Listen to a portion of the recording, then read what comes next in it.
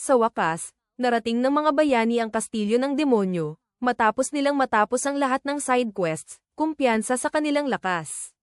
Pagpasok nila, nakatagpo sila ng isang mababang ranggong Demon General, si Yuki mismo, at madali niya silang napapabagsak.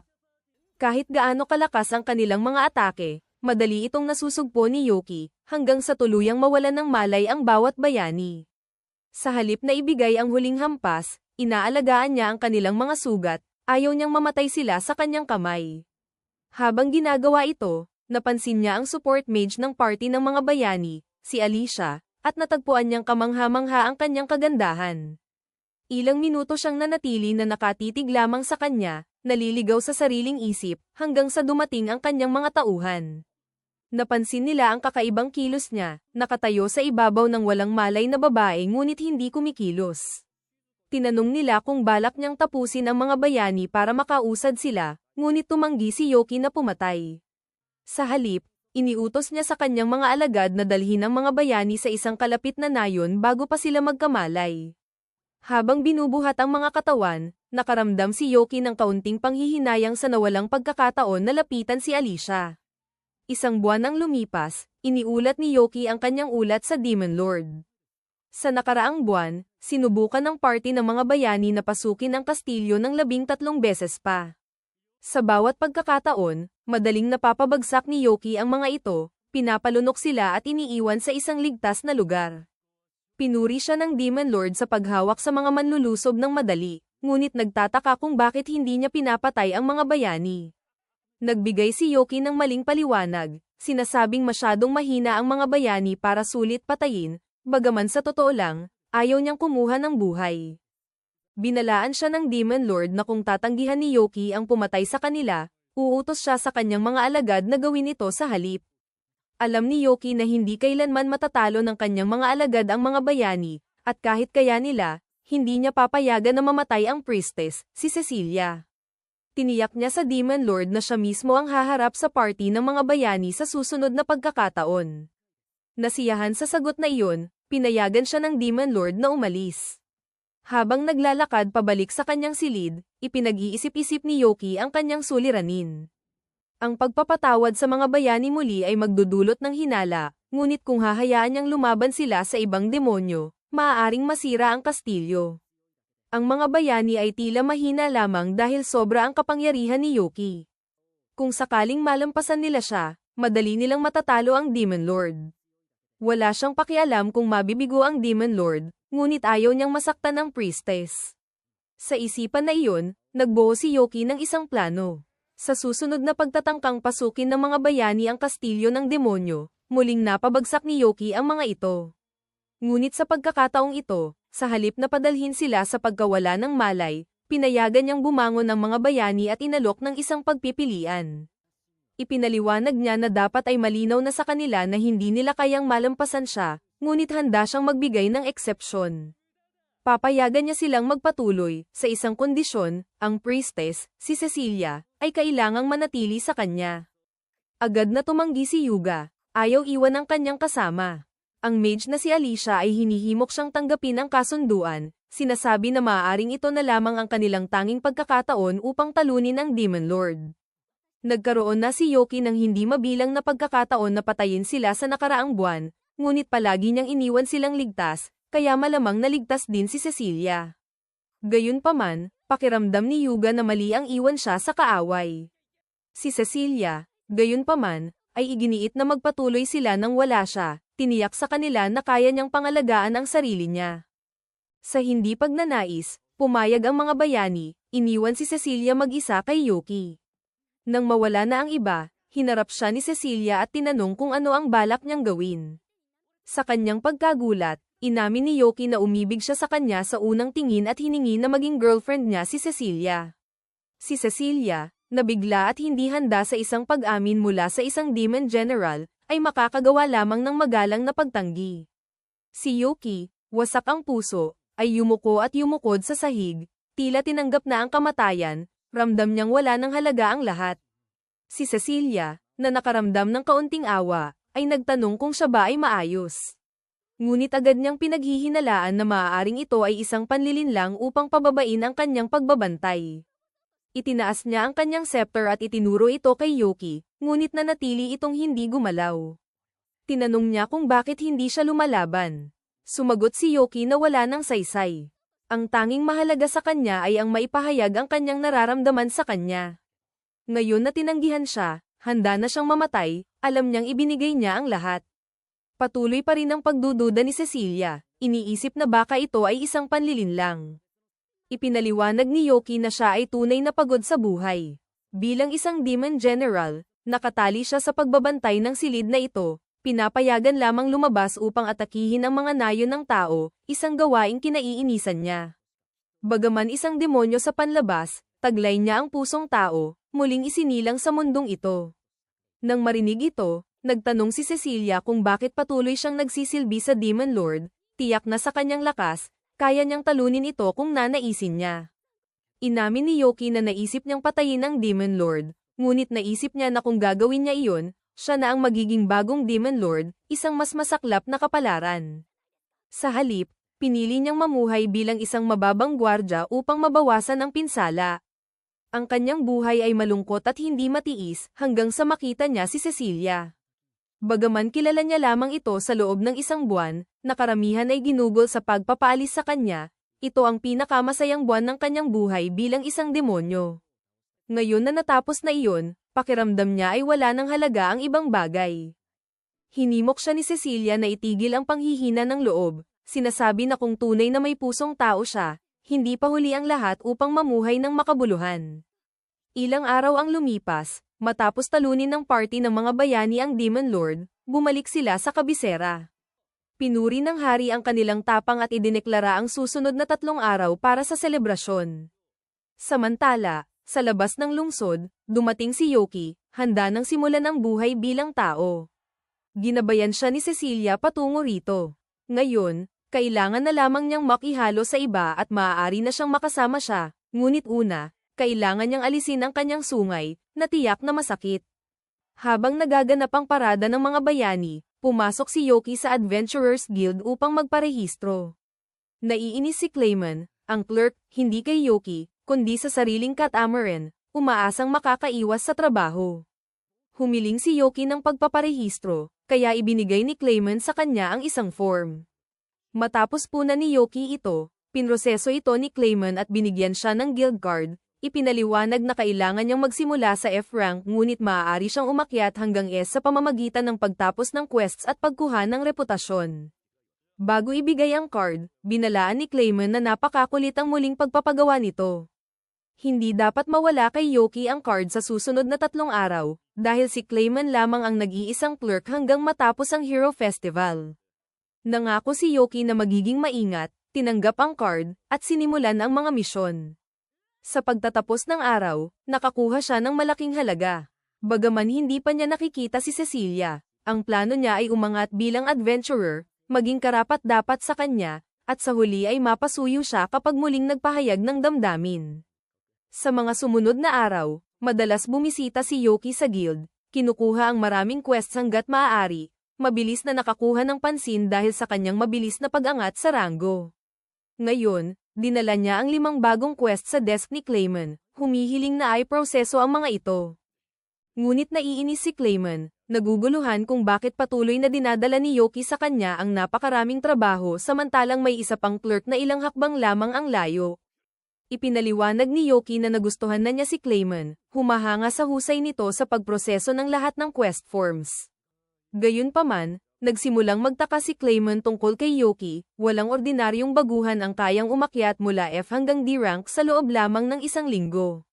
Nag-aalala si Yuki na baka nasobrahan siya sa pagtatrabaho ng husto, ngunit walang intensyon si Clayman na imbestigahan, ang mabilis na pag-angat ay hindi krimen, at magiging labis na abala ang pamahalaan iyon. Nakaramdam ng ginhawa si Yuki.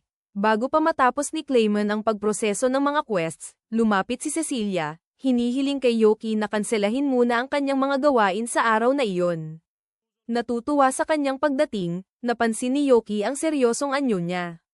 Hiningi niya kay Yuki na sumama sa kanyang bahay para sa isang pribadong usapan. Agad na pumayag si Yuki, at pagdating nila, pinangunahan siya ni Cecilia sa loob at naghanda ng 1 tasa ng tsaa. Humingi siya ng paumanhin na hindi niya siya nakasama ng mas maaga, ngunit iginiit ni Yoki na walang dahilan, hindi rin siya masyadong nagsikap na bisitahin siya. Dahil sa kuryosidad, tinanong niya kung paano niya nalaman na nasa guild siya. Ipinaliwanag ni Cecilia na pinag-uusapan siya ng lahat, halos walang kapantay para sa isang baguhan ang mabilis na umangat sa mga ranggo. Nang marinig niya ang mga sabi-sabi, agad niyang nahinalan na si Yoki iyon. Dito niya dinala ang usaping nais niyang talakayin, gusto niyang tigilan ni Yoki ang pagiging adventurer. Nagulat si Yoki at nahirapang intindihin, ngunit naramdaman niyang may dahilan ito. Hiningi niya na ipaliwanag niya. Sinabi ni Cecilia na bagaman natalo na ang Demon Lord, nananatili pa rin ang panganib. Natatakot siyang maaaring mag-away ang mga aliadong bansa upang ipakita ang kanilang kapangyarihan. May mga ebidensya na, maraming bansa ang sinusubukang ipadala ang kanilang mga prinsesa sa bayani bilang mga political pawn, na layuning makakuha ng makapangyarihang kaalyado para sa mga hinaharap na labanan. Dahil sa mabilis na pag-angat ni Yoki sa guild, tiyak lamang na mapapansin siya ng mga bansa, maaari siyang kunin para sa digmaan o ituring na kaaway, na sasira sa kanyang buhay bilang tao. Kaya gusto ni Cecilia na tigilan niya ang pagiging adventurer. Naiintindihan ni Yoki ang kanyang pag-aalala, ngunit kailangan niya ng pera, at ang adventuring lamang ang tanging pinagkukunan niya nito.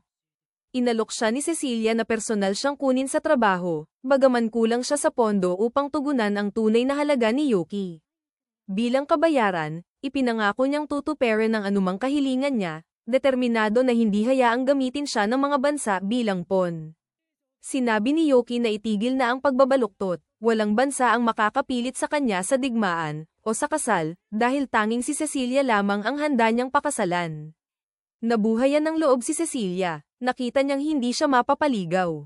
Sinabi niya na maaari pa siyang magpatuloy sa adventuring kung nanaisin, ngunit dapat panatilihing mababa ang kanyang profile. Sa sandaling iyon, may kumatok sa pinto, ang ina ni Cecilia, na nais makilala ang kaibigan ng kanyang anak. Tinanong niya si Yoki kung sinabi na ba ni Cecilia ang tungkol sa kanyang buhay pag-ibig. Namula si Cecilia sa hiya, ngunit nagpatuloy ang kanyang ina. Nakakatanggap si Cecilia ng maraming marriage proposals kamakailan, lahat ay tinanggihan niya. Tinanong ng ina niya si Yoki kung nais ba niyang pakasalan si Cecilia. Inamin ni Yoki na oo, ngunit ipinaliwanag niyang hindi pa siya handa. Kapag naitatag na niya ang isang matatag na buhay, muli siyang magpapahayag ng damdamin, upang malaya si Cecilia na pumili. Natuwa ang ina ni Cecilia sa kanyang sagot. Kung sumagot siya ng oo agad, tatanggihan niya ito, ngunit ipinapakita ng maingat niyang sagot ang kanyang pagiging responsable at mature. Sinabi niya sa kanya na palaging malugod siyang tinatanggap sa kanilang tahanan. Makaraan ng ilang sandali, nakita si Yuki sa gitna ng isang hero quest. Ang isang gawain na karaniwang tatagal ng buong linggo ay natapos niya sa loob lamang ng isang araw. Habang siya'y naghahanda ng umuwi, bigla siyang nambush. 3 hindi kilalang salarin ang nagsagawa ng sabayang pag-atake. Sinubukan ni Yuki na ipagtanggol ang sarili, ngunit agad niyang napansin na pamilyar ang mga ito. Humiling siya ng pahinga at ibinunyag ang kanyang tunay na pagkakakilanlan. Natahimik sila sa ginhawa nang malaman na buhay pa si Yuki. Ngunit nagalit si Duke dahil iniwan sila ni Yuki noong umatake ang hero party, na nag-iwan sa kanila ng walang proteksyon tulad ng dati. Napilitan silang umusad hanggang sa silid trono ng Demon Lord at siya'y talunin. Halos para bang sadyang pinayagan ni Yuki na makalusot ang mga bayani ng walang hamon. Bukod pa rito, ngayon ay mukhang tao na siya sa hindi malinaw na dahilan. Sinabihan sila ni Yuki na kalmayan ang kanilang sarili, at iginiit na may wastong dahilan siya sa kanyang mga ginawa. Naghintay ang 3, tiyak na mahalaga iyon. Ngunit nang aminin ni Yuki na ginawa niya ang lahat dahil may gusto siya kay Cecilia, ang pari ng Heroes Party, natigilan sila. Pagkatapos ay ipinahayag niya na plano niyang mamuhay bilang tao mula ngayon, at sinabi sa kanila na hindi na nila kailangang ituring siyang kapitan at malaya na silang umalis. Ngunit tumanggi sila. Mas gusto nilang manatili kay Yuki at sabik na makilala ang babaeng uli sa puso niya. Sinabi ni Yuki na imposible iyon, kung may makakakilala sa kanila, magdudulot ito ng takot sa buong lungsod. Ngunit ipinunto nila na maaari nilang itago ang kanilang mga demonyong katangian tulad ng ginawa niya. Dahil hindi sila mapapawi, Pumayag si Yoki ngunit nagbabala na hindi magiging madali ang makihalo sa mga tao. Pagkatapos ng araw na iyon, dinala ni Yoki ang kanyang mga nasasakupan upang makilala si Cecilia matapos nilang mag-disguise, kahit na mas mahigpit kaysa sa inaasahan ng proseso, lalo na para kay Happiness, na kailangang piketin ni Yoki ang bawat balahibo isa-isa. Umupo sila para sa tsaa, at mainit silang tinanggap ni Cecilia. Bagamat alam niyang mga demonyo sila, wala sa kanila ang mukhang ganoon. Ipinaliwanag ni Duque na ginawa nila ang lahat upang magmukhang tao, at dahil siya ay isang dulahan, pinaghalo ni Yoki ang kanyang ulo sa kanyang baluti upang hindi ito gamulong. Mabilis na nakahanap si Duque ng pagkakaintindihan kay Cecilia. Nakaramdam ng bahagyang selos si Yoki, dahil hindi naman pala kausap si Duque sa kanya noon, ngunit ngayon ay hindi titigil sa pakikipagkwentuhan sa harap ng isang cute na babae. Ipinaliwanag ni Duque na bihira siyang magsalita noon dahil tunay niyang kinamumuhian si Yoki. Sa Demon Castle, kahit noong iniutos siya ng kanyang nakatataas na lumabas at patayin ang mga tao bilang isang tamang Demon General, banta ni Yoki na paluin ito hanggang tumigil ang mga utos. Hindi matiis ni Duque ang ganitong kawalang interes ng isang Demon General, kaya isang araw pumasok siya sa silid ni Yoki upang turuan siyang leksyon. Akala niya madali lang disiplinahin ang isang recluse na mahina, ngunit nagkamali siya. Napabagsak siya ni Yoki, at pagkatapos noon, naging nasasakupan siya ni Yoki. Bagamat may sama ng loob siya sa sapak ng panahong iyon, kalaunan ay binitiwan niya ito at tinanggap si Yoki bilang kanyang leader. Naniniwala siya na ganoon din ang nangyari kina Happiness at Shake. Gayunpaman, wala siyang ideya kung saan nagtungo ang dalawa. Magiging sakuna kung malalaman ng iba maliban kay Cecilia ang kanilang tunay na pagkakakilanlan. Pumasok sila sa loob upang hanapin sila at agad nilang nakita si Aqua, ang ina ni Cecilia, sa hardin habang natutulog si Shake sa kanyang kandanggan. Napansin sila ni Aqua at tinanong kung kilala nila ang batang lalaki. Ipinaliwanag nila na kaibigan ni Yoki si Shake. Humingi ng paumanhin si Yoki sa anumang abala na maaaring naidulot ni Shake, ngunit iniwag nito ang kamay, sinasabing nag-e-enjoy siyang makasama ang mga bata. Ipinaliwanag niya na nakita niyang tumatakbo si Shake sa hardin at, sa halip na mag-alala kung paano siya nakarating doon, pinili niyang maglaro kasama ito. Naglaro sila ng tag hanggang sa mapagod si Shake at nakatulog. Nang maasikaso na si Shake, tinanong ni Yoki kung nakita niya ang isang batang babae kasama niya kanina. Kumpirmado iyon ni Aqua, at dagdag pa niya na may isang katulong na dinala ito ilang sandali na ang nakalipas, kaya malamang ay nasa loob na siya ngayon. Dahil sa pakiramdam na may kaguluhan, nagmadali sina Yoki at ang iba pa sa loob. Sa kanilang pagkabigla, nakita nila si Happiness na sumasailalim sa mahigpit na pagsasanay sa etiketa ng katulong. Nang mapansin sila ni Sofia, ipinaliwanag niya na tinatapos lamang niya ang pagsasanay ng bagong katulong. Itinama siya ni Cecilia, ipinaliwanag na si Happiness ay hindi katulong kundi isa sa mga kaibigan ni Yoki. Hiniling ni Sofia kay Happiness na kumpirmahin ito, at ginawa niya. Humingi ng paumanhin si Sofia sa hindi pagkakaintindihan at sinabi na malaya na siyang umalis. Sinabi ni Yoki kay Happiness na magbihis na mula sa uniforme ng katulong, ngunit nagulat siya nang tumanggi ito. Inamin niya na mas masaya pala maging katulong kaysa sa inaasahan niya at humiling na magsimulang magtrabaho doon. Pumayag si Sofia ng walang pagtutol, at opisyal nang naging katulong si Happiness. Pagsapit ng pagtatapos ng araw, naghahanda na silang umalis at binabati si Happiness para sa kanyang unang araw. Bago umalis si Yoki, hinayla siya ni Aqua sa tabi at binanggit na hindi pa nakakapag-relax si Cecilia sa loob ng ilang linggo. Balak niyang pilitin si Cecilia na magpahinga ng isang araw at iminungkahi na kung balak ni Yoki siyang yayain, iyon na ang perpektong pagkakataon. Nagpa siya si Yoki na hindi sayangin ang pagkakataon. Pagdating ng araw, bumaba si Cecilia sa kanyang karwahe, at namangha si Yoki sa ganda niya sa suot niya. Nangako siya na gagawin ang lahat upang masiyahan si Cecilia sa kanyang day off. Tumawa si Cecilia sa sobrang seryoso niyang pakikitungo ngunit sabik na makita kung ano ang inihanda niya.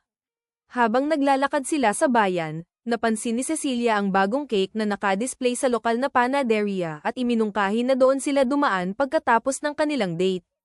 Nagpatuloy sila sa paglalakad, at hindi mapigilan ni Yoki ang kanyang tingin kay Cecilia, namamangha sa cute niyang itsura.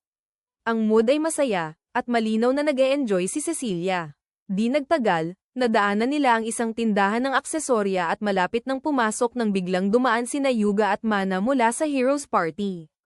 Kaagad na tinawag ni Yuga si Cecilia, hindi pinansin si Yoki, at napansin ang kakaibang pagkakataon na pare-pareho silang nag-day off. Dahil magkasama na sila, iminungkahi niyang gugulin ang natitirang araw bilang isang grupo. Magalang na tumanggi si Cecilia, ipinaliwanag na nasa labas na siya kasama si Yoki. Nang marinig ang pangalan niya, naramdaman ni Yuga na baka nagkakilala na sila dati. Pinagwawalang bahala ito ni Yoki, sinasabing biro lang ng kanyang alaala, at pinabayaan na ito ni Yuga. Pagkatapos, iminungkahi niyang pumasok silang lahat ng magkasama para walang maiiwan, na hindi nabigyan si Cecilia ng maraming pagkakataon na tumutol bago siya pinangunahan papasok. Naiinis si Mikena sa sitwasyon. Ang isang araw na napaniwala niya si Yuga na mag-date sa kanya, ito ang nangyari. Nakikita niyang nakikipag-date rin si Yoki kay Cecilia, kaya binabati niya ito at umaasang kung mapapaibig ni Yoki si Cecilia, wala nang magagawa si Yuga kundi mag-focus na sa kanya. Pagpasok ni Yoki sa loob, muling nagkita sila ni Cecilia at inalok niyang bilhan siya ng regalo. Sinabi ni Cecilia na hindi na kailangan, ngunit iginiit ni Yoki na ito ang paraan niya ng pagpapasalamat sa lahat ng tulong na naibigay sa kanya. Sa huli, pumayag si Cecilia. Nang makita ito ni Yuga, agad siyang napuno ng selos. Pumagitna siya at inihayag na gusto niyang pumili ng regalo para sa lahat, malinaw na sinusubukan niyang higaitan si Yoki. Pinili ni Yoki ang isang kwintas na sa tingin niya ay perpektong babagay kay Cecilia. Si Yuga, na hindi alam kung ano ang bibilhin, kinuha ang pinakamahal na pendant sa tindahan. Nang subukan niyang isuot ito sa kanya, aksidente niyang natanggal ang disguise ni Cecilia.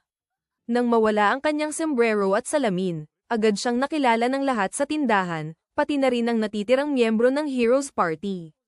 Agad silang siniksik ng mga tagahanga at hinabol sa mga kalye, na naghiwalay kay Yoki kay Cecilia. Habang hinahanap siya, nakatagpo ni Yoki ang huling miyembro ng Hero Party, si Sir Raven, na napapalibutan ng isang grupo ng mga babae at kitang-kitang na-stress. Nakialam si Yoki sa pamamagitan ng pagliko ng atensyon ng mga tao kay Yuga, pagkatapos ay kinuha si Raven at tumakas sila sa isang eskinita. Matapos mawala ang mga tagahanga, inaasahan ni Yoki ang isang pasasalamat, ngunit nanahimik si Raven, kaya inisip ni Yoki na tahimik lang ito talaga. Nang haharap na siyang umalis, hiningi ni Raven na maghintay, at agad na naunawaan ni Yoki kung bakit bihira itong magsalita. Ang tinig niya ay parang isang dalagitang babae. Iniiwasan ni Raven ang pagsasalita sa publiko dahil natatakot siyang pagtawanan, ngunit wala sa isip ni Yoki na pagtawanan siya, dahil alam niyang lahat ay may sariling insecurities. Labis ang ginhawa ni Raven at nagpapasalamat sa pag-unawa ni Yoki. Biglang naalala si Cecilia, kaya dali-daling nagpunta si Yoki upang hanapin siya. Dumaan ang natitirang araw nang walang karagdagang insidente. Pagsapit ng susunod na umaga, nalaman ni Yoki na nagkasakit si Cecilia at may lagnat dahil sa stress ng nakaraang araw. Naubos na ang kanyang lakas, at ang pag-apaw ng mga tagahanga ay nagpatulak sa kanya lampas sa kanyang limitasyon. Sinisi ni Yoki ang kanyang sarili sa nangyari. Pinawi ni Aqua ang kanyang guilt, sinasabing hindi niya kailangan magsisi, dahil ang sakit ni Cecilia ay simpleng sipon lamang at hindi siya galit sa kanya. Nagagalit siya kay Yuga, at balak niyang kausapin ito ng seryoso tungkol sa tamang hangganan. Nang marinig ni Yuga ang kondisyon ni Cecilia, sinubukan niyang bisitahin at alagaan ito, ngunit pinigilan siya ng mga katulong sa gate upang maiwasan ang karagdagang problema. Inisip ni Aqua na makakatulong kay Cecilia na makakita ng kaibigan habang nagpapagaling at hiniling kay Yoki na bisitahin siya. Pinangunahan siya ni Sofia papunta sa kwarto ni Cecilia at kumatok upang ipaalam ang pagdating niya. Nagpanik si Cecilia at hiniling kay Yoki na maghintay sa labas habang inayos niya ang paligid, ngunit tiniyak ni Sofia sa kanya na walang dapat ikabahala, ipinaliwanag niyang nailagay na niya sa ayos ang lahat ng mga laruan ni Cecilia bago pa dumating si Yoki. Nakakahiya pa rin itong marinig ng malakas, ngunit pinayagan si Yoki na pumasok. Pumasok siya at umupo sa tabi ng kama ni Cecilia, humihingi ng paumanhin sa nangyari at nangangakong babawi sa kanya. Sinabi ni Cecilia na hindi niya siya sinisisi.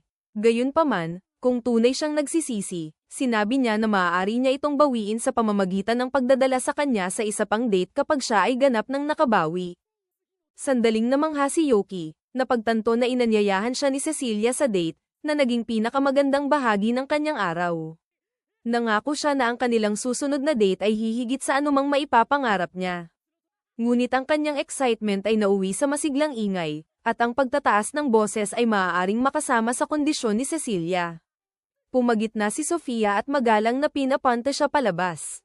Habang pauwi si Yoki, napansin niyang papalapit si Sir Raven sa bahay ni Cecilia nang may kaba at nagtataka kung bakit siya naroroon. Nilapitan niya ito upang batiin, ramdam na may bumabagabag sa kanya. Inamin ni Raven na sinusubukan niyang tipunin ang kanyang lakas ng loob upang umamin sa babaeng gusto niya. Tulad ni Yoki, hindi siya natawa nang marinig ang tinig niya, at mula noon, nahulog ang loob niya sa kanya. Gayunpaman, hindi pa rin siya sigurado kung pareho ang nararamdaman niya. Hindi lubos maunawaan ni Yoki ang kaba ni Raven. Matangkad siya, gwapo, at sikat. Ang tanging iniintindi niya ay ang kanyang tinig, at sinabi na ng babaeng gusto niya na hindi ito problema, kaya malaki ang tsansa niyang suklian ang nararamdaman niya. Napagtanto ni Raven na tama si Yoki at nagpa siya na gawin ang kanyang pag-amin, na ikinagalak ni Yoki. Ngunit napansin ni Yoki na diretso si Raven sa bahay ni Cecilia, at naisip niyang baka nadagdagan lang niya ang kanyang kompetisyon para sa puso ni Cecilia. Nagsimulang mataranta si Yoki. Kahit pilit niyang iniisip na hinding-hindi mapapansin ni Cecilia ang lalaking iyon, hindi niya maiwasang mag-isip ng kung ano-ano, lalo na't gwapo ito at kasapi ng pangkat ng bayani. Sa kanyang isipan, nagiging malapit ang dalawa sa isang dramatikong sandali, kung saan sasaluhin ni Raven ang pari habang ito'y nadadapa at mangangakong poprotektahan siya higit sa lahat. Ngunit maya-maya, napansin ni Yoki si Raven na dumaraan sa kanyang harapan, lubos na lupaypay at hayagang sinasabing susuko na siya. Agad bumalik si Yoki sa pintuan ni Cecilia at nagbigay kay Sofia ng pilit na dahilan, sinasabing nag-alala siya sa kalagayan ng dalaga, kahit alam niyang kainahinala iyon dahil kakalabas lang niya ng mansyon. Mariing sinabi ng katulong na nagpapahinga ang kanyang ginang at dapat na lang siyang bumalik sa ibang araw. Tinipon ang kanyang lakas ng loob, tinanong ni Yoki kung bumisita ba si Raven. Ipinaliwanag ni Sofia na dumating nga ang eskrimador at hiniling na tawagin si Happiness, dahilan upang mapagtanto ni Yoki na hindi pala ganoon ang sitwasyon gaya ng kanyang inakala. Dahil kailangan pa rin ng katiyakan, hinanap niya ang dati niyang nasasakupan at diretsahang tinanong kung umamin ba ang pulang buhok na binata sa harpy. Isang salita lamang ang sagot ni Happiness, imposible, na lalo pang nagpalabo sa lahat. Gaano man pilitin ni Yoki na intindihin ang kahulugan nito, inuulit lamang ng babae ang salita bago biglang tumakbo palayo. Hindi nasiyahan sa mga bitin na sagot, matapang na tinawag ni Yoki ang kanyang mga kasamahan upang tanungin sila tungkol sa nangyari. Matapos marinig ang kanilang mga salaysay, naalala ni Sheik na si Raven nga ang eskrimador na paulit-ulit na tinalo ng kanilang kapitan. Ipinaliwanag ni Duque na kahit magpahayag ng damdamin ang mga tao kay Happiness, bihira itong magdulot ng positibong emosyon. Madalas ang mga harpy ay kinukidnap o pinagsasakal dahil sa kanilang kagandahan, o hinahabol para sa kanilang mga balahibo, kaya kailangang maging maingat ang kanilang lahi sa sinumang lumalapit sa kanila. Sa katunayan, sumali si Happiness sa hukbo ng demonyong Panginoon dahil minsang iniligtas siya ni Duque habang hinahabol siya ng mga tao. Gayunpaman, naniniwala si Sheik na hindi galit sa mga tao ang harpy, dahil may mababait naman sa kanila. Naging katulong pa siya sa mansyon ni Cecilia dahil nagustuhan niya ang mga taong naninirahan doon. Sa huli, sumasang-ayon si Yoki kay Sheik, at napansin na hindi rin masamang tao si Raven. Mamaya, sa guild, napansin ni Yoki na wala si Clayman. Tinanong siya ng receptionist kung siya ang madalas makipag-usap sa Vice Guild Master, ngunit nang hindi siya makilala, nilinaw ng babae na ang ibig niyang sabihin ay si Clayman, ang Vice Guild Master ng Adventurers Guild. Hindi makapaniwala si Yoki. Hindi matanggap na ang tamad at reklamerong iyon ang may pangalawang pinakamataas na posisyon, isang reaksyon na malinaw na nauunawaan ng babae. Bumaba ang kanyang boses at binanggit ang dangal ng guild, ipinaliwanag niya na na-hospital ang Vice Guild Master. Agad na pumunta si Yoki upang bisitahin siya at binati siya bilang Vice Master. Nang tanungin tungkol sa kanyang mga sugat, sumagot si Clayman na pinagalit niya ang kanyang asawa. Inisip ni Yoki na ito na ang tipikal na kaso ng toxic na relasyon, kung saan ang babae ang palaging nang-aabuso. Ipinaliwanag ni Clayman na kamakailan lang ay anibersaryo nila ng kasal. Habang pumipili ng regalo, naging napaka-indecisive niya kaya wala siyang nabili, at dumating sa bahay na walang dalang regalo at nahuli pa sa nakatakdang hapunan. Akala ng kanyang asawa na nakalimutan niya ang anibersaryo at pinagbuhatan siya ng kamay, na nagpapatunay sa hinala ni Yoki at dahilan kung bakit lihim ang pagsasalita ng receptionist. Napansin ni Yoki na malakas siguro ang asawa ni Clayman, at sinabi ni Clayman na dating A-rank adventurer din ito, gaya niya dati. Minsan silang lumaban bilang magkapareha, kilala bilang invincible and apathetic couple, isang titulong labis na hindi kaaya-aya para kay Yoki. Inalok siya ng demonyo na gamutin gamit ang mahika, ngunit tumanggi si Clayman, sinasabing pagkakataon ito para alagaan siya ng kanyang asawa. Parang naka-iskedyo, laking gulat ni Yoki nang biglang lumitaw si Sofia, tinatawag si Clayman na darling. Malugod na binati ni Clayman ang kanyang sweetheart, ngunit pinarusahan agad ng sipa sa ulo dahil sa paggamit ng palayaw, samantalang karaniwan niya itong tinatawag na Sofia. Gayunpaman, itinuturing pa rin niyang sulit nang makita ang bahagyang nakalantad sa ilalim ng palda nito. Sa labas ng kwarto ng ospital, nagpasalamat si Sofia kay Yoki sa pagbisita sa kanyang asawa. Nang tanungin tungkol kay Cecilia, sinabi niya na hamupo na ang lagnat at maayos ang kanyang ginang. Tinanong ni Yoki kung pwede ba siyang bumisita ngayon, at nalaman niyang abala si Cecilia sa mga gawain buong araw. Napagtanto ni Yoki na mas abala pa pala ang pari kaysa sa inakala niya, kaya tinanong niya kung talagang mahalaga sa mga babae ang mga regalo. Nagalit ang babae at gustong malaman kung sinabi ba iyon ng kanyang asawa. Nagulat, naalala ni Yoki noong binigyan niya si Cecilia ng kwintas at kung gaano ito nagustuhan ng dalaga. Tiniyak ni Sofia kay Yoki na ang Reg Along Taos Puso ay tiyak na magpapaligaya sa dalaga. Puna ng pag-asa, lumabas si Yoki sa kalye, iniisip kung paano ang buhay kung siya'y kasal kay Cecilia, siya na nakasaplayo na nag-aanunsyo ng hapunan, o pag-uwi mula sa trabaho at humihingi ng paumanhin sa pagiging late. Napaisip siya kung bakit laging sa dating mundo niya nagaganap ang mga ganitong imahinasyon. Sa gabing iyon, pumunta siya sa dormitory at natagpuan si Raven na nakahiga sa kanyang kwarto, parang nasa bingit ng kamatayan matapos ang matinding pagkatalo sa harap ng babaeng minamahal niya. Kahit anong sabihin ni Yoki, hindi tumutugon ang eskrimador, hanggang sa wakas ay binanggit niya ang pangalang Happiness, na nagbalik kay Raven sa realidad. Inamin ni Yoki na kilala niya ang Harpy, at tinanong kung paano nagustuhan ni Raven ang dalaga. Naalala ni Raven ang araw na nagpatrol siya mag-isa at nakita si Happiness na inaabuso ng tatlong magaspang na lalaki na naipit siya sa isang eskinita.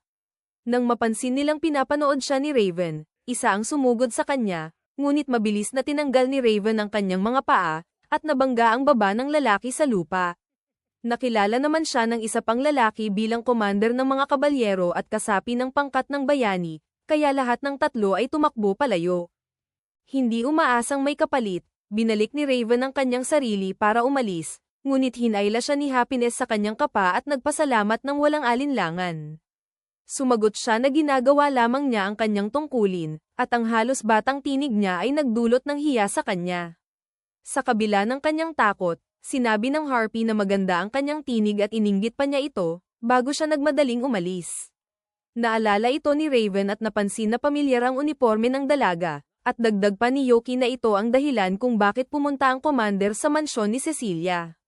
Hindi maintindihan ni Raven kung paano kilala ni Yoki si Cecilia, kaya ipinaliwanag ng demonyo, kahit bahagya lamang ang kwento.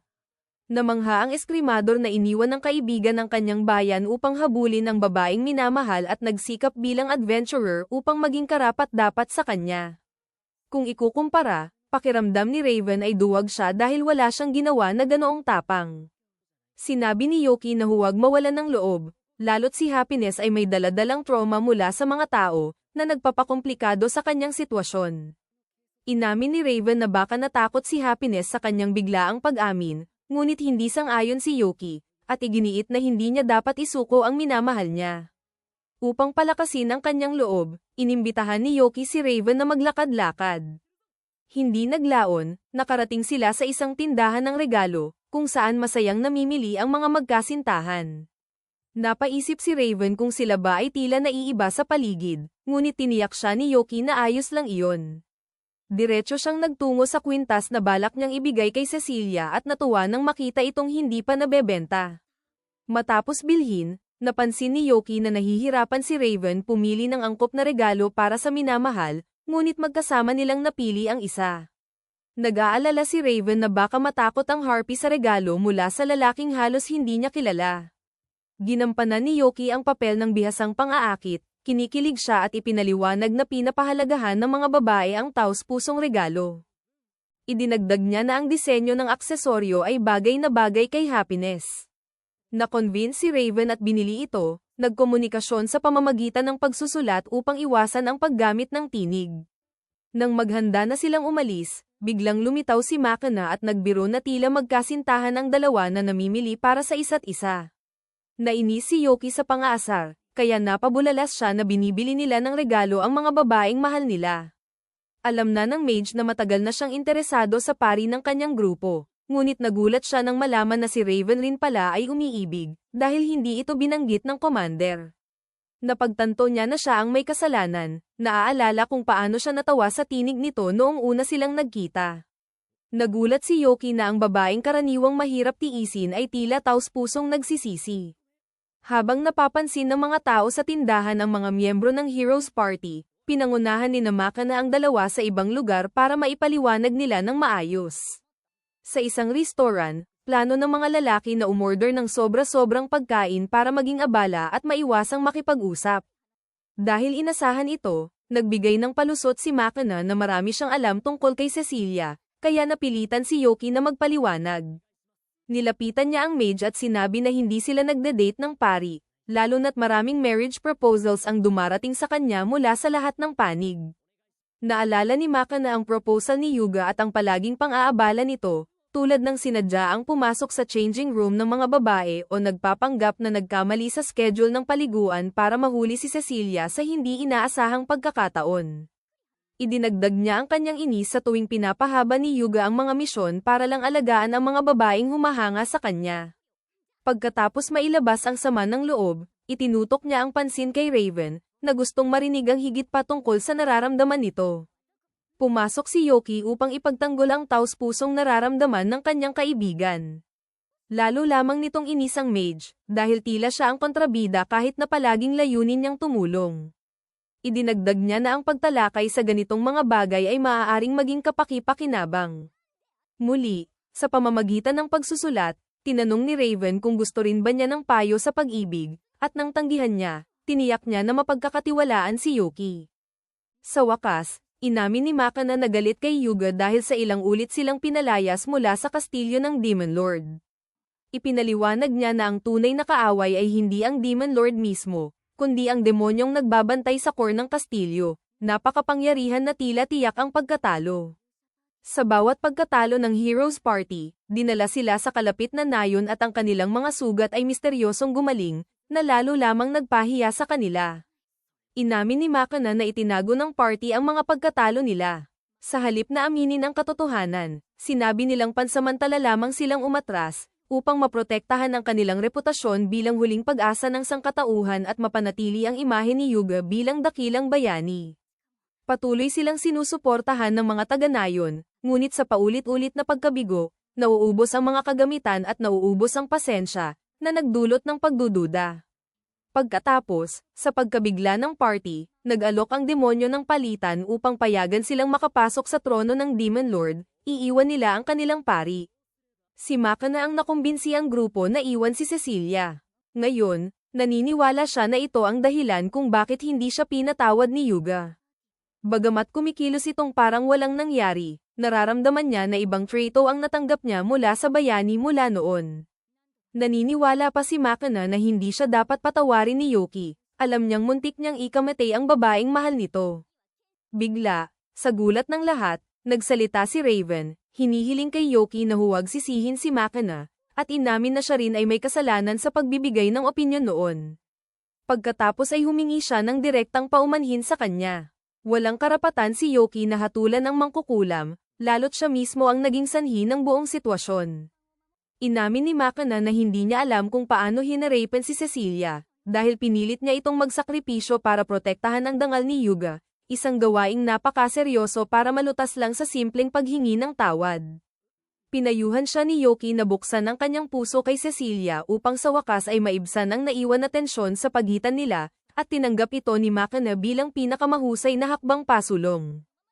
Pagkatapos maghiwalay, si Raven, na nabuo ang tapang mula sa lahat ng nangyari, ay nagpasya na muli niyang habulin si Happiness.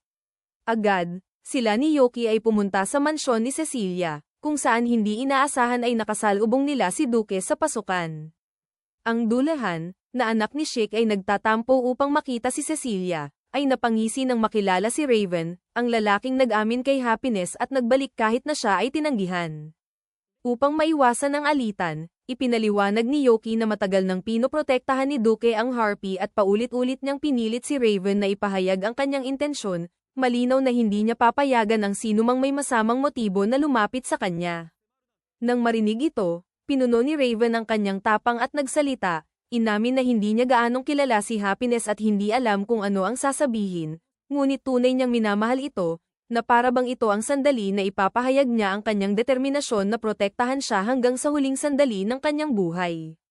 Iniwan na ni Duke ang karagdagang komentaryo at sinabi kay Raven na sabihin na lamang ang anumang nasa isip niya. Matapos itulak siya palapit kay Happiness, tinanong si Duke tungkol sa kanyang magaspang na kilos. Ipinaliwanag niya kay Yoki na sinusubok lamang niya ang eskrimador, naniniwala na kailangan ni Happiness ng isang taong may kakayahang mag-isip ng malaya. Di nagtagal, magharap na muli sina Raven at Happiness. Sa pagkakataong ito, nakahanap si Raven ng tapang upang humingi ng paumanhin tungkol sa nakaraang araw at magpasya na magsimula muli ng tama. Maingat niyang inilagay ang regalo sa mga kamay nito at tinanong kung pwede silang magsimula bilang magkaibigan. Tinanggap ni Happiness ang aksesoryo at tumugon ng bukas ang puso. Lumipas ang ilang araw, at pakiramdam ni Yoki ay mamamatay na siya dahil halos isang linggo na niyang hindi nakikita si Cecilia. Matapos gumaling, naging abala siya sa pagbisita sa mga nayon upang gamutin ang mga may sakit at sugatan. Abala rin ang iba sa hero party, si Raven ay Knight Captain, si Mikana ay Royal Mage, at si Yuga ay humahawak ng extermination at diplomatic missions. Samantala, wala namang ginagawa si Yoki. Biglang kumatok si Happiness sa pinto niya dala ang mensahe. Uuwi si Cecilia ngayong hapon. Sa wakas, makikita na niya ulit ito. Tuwa niya, naisip niyang ito na ang tamang pagkakataon para ibigay ang kwintas na hindi niya naibigay noon. Habang naglalakad, tinawag siya ng isang matandang manghuhula at binalaan na mamalasin siya ng husto ngayon. Dapat sana'y mag-alala siya, pero inisip niyang panloloko lang iyon. Tutal, ano ba ang maaaring magkamali kung pupuntahan niya si Cecilia? Dumaan siya sa isang lokal na panaderia para bumili ng regalo, pero wala ang karaniwang tindera at pinalitan ng seryosong kapatid nito. Naging awkward ang usapan kaya mabilis siyang bumili ng ilang cupcake at umalis. Paglayo niya, napansin niyang nadoraj pala ang mga ito dahil sa malalaking kalamnan ng lalaki. Masarap pa rin naman ang lasa, pero nakakainis na siya pa ang minamalas. Mas marami pang kamalasan ang sumalubong kay Yoki habang papunta sa bahay ni Cecilia. Nabangga niya ang isang malaking lalaki, muntik nang matapakan ang dumi ng aso, at may batang bumangga sa kanya kaya nahulog ang hawak nitong meat skewer. Kahit hindi niya kasalanan, masyado siyang mabait para balewalain iyon, kaya binilhan niya ang bata ng bago para tumigil sa pag-iyak. Sa ngayon, maliliit na abala lang ang mga ito. Pero lalo pang lumala ang malas niya. May mandurukot na nagnakaw ng kanyang pataka. Ayaw niyang mawala ang pinaghirapan niyang pera, kaya gumamit siya ng kaunting kapangyarihan para habulin ang magnanakaw, sinipa ito, at nabawi ang pataka. Sa kasamaang palad, malapit si Yuga at ang nakita lang niya ay si Yoki na sinasaktan ng isang lalaki at kumukuha ng supot ng pera. Sinubukan magpaliwanag ni Yoki, pero hindi siya pinaniwalaan ni Yuga at inatake siya, pinapasuko. Kaya sana siyang talunin ni Yoki, pero mabubunyag na hindi siya ordinaryong tao, kaya tumakbo na lang siya. Nabigo ang pagtakas niya nang harangin siya ng ilang kabalyero. Mas magdudulot lang ng problema ang pakikipaglaban, kaya sumuko siya. Nakulong si Yoki sa kasalanang hindi niya ginawa at nagsimulang isipin na baka tama ang babala ng manghuhula tungkol sa malas niya. Hindi nagtagal, dumating si Duke para bisitahin siya. Ilang araw bago iyon, na-recruit si Duke ng Royal Knights. Natatawa siya na agad napasok sa gulo si Yoki. Ipinilit ni Yoki na wala siyang ginawang mali, pero alam na iyon ni Duque at sinabing huwag mag-alala. Nabalitaan na ni Raven ang insidente at iniimbestigahan na ito, kaya malapit na rin itong maayos. Biglang dumating ang isang kabalyero na nagngangalang Irene at ipinaalam kay Yoki na nalinis na ang lahat ng paratang laban sa kanya at malaya na siyang umalis. Gumaan ang loob niya, pero sinabi rin sa kanya na gusto raw siyang makipagkita ni Yuga para humingi ng tawad, isang bagay na hindi niya inaasahan. Kalaunan, nakipagkita si Yoki kay Yuga sa isang restaurant. Taos-pusong humingi ng tawad si Yuga at inalok siya ng handaan bilang kabayaran. Dahil sa inosente at walang mali siya nitong kilos, tinanggap iyon ni Yoki. Pagkatapos kumain, nakipagkwentuhan si Yuga. Sinabi niyang hindi niya alam na kaibigan pala ni Yoki si Raven. Hindi man niya ito nakilala noon, naalala niyang nakita niya si Yoki na kasama si Cecilia. Tinanong niya kung ano ang relasyon nila.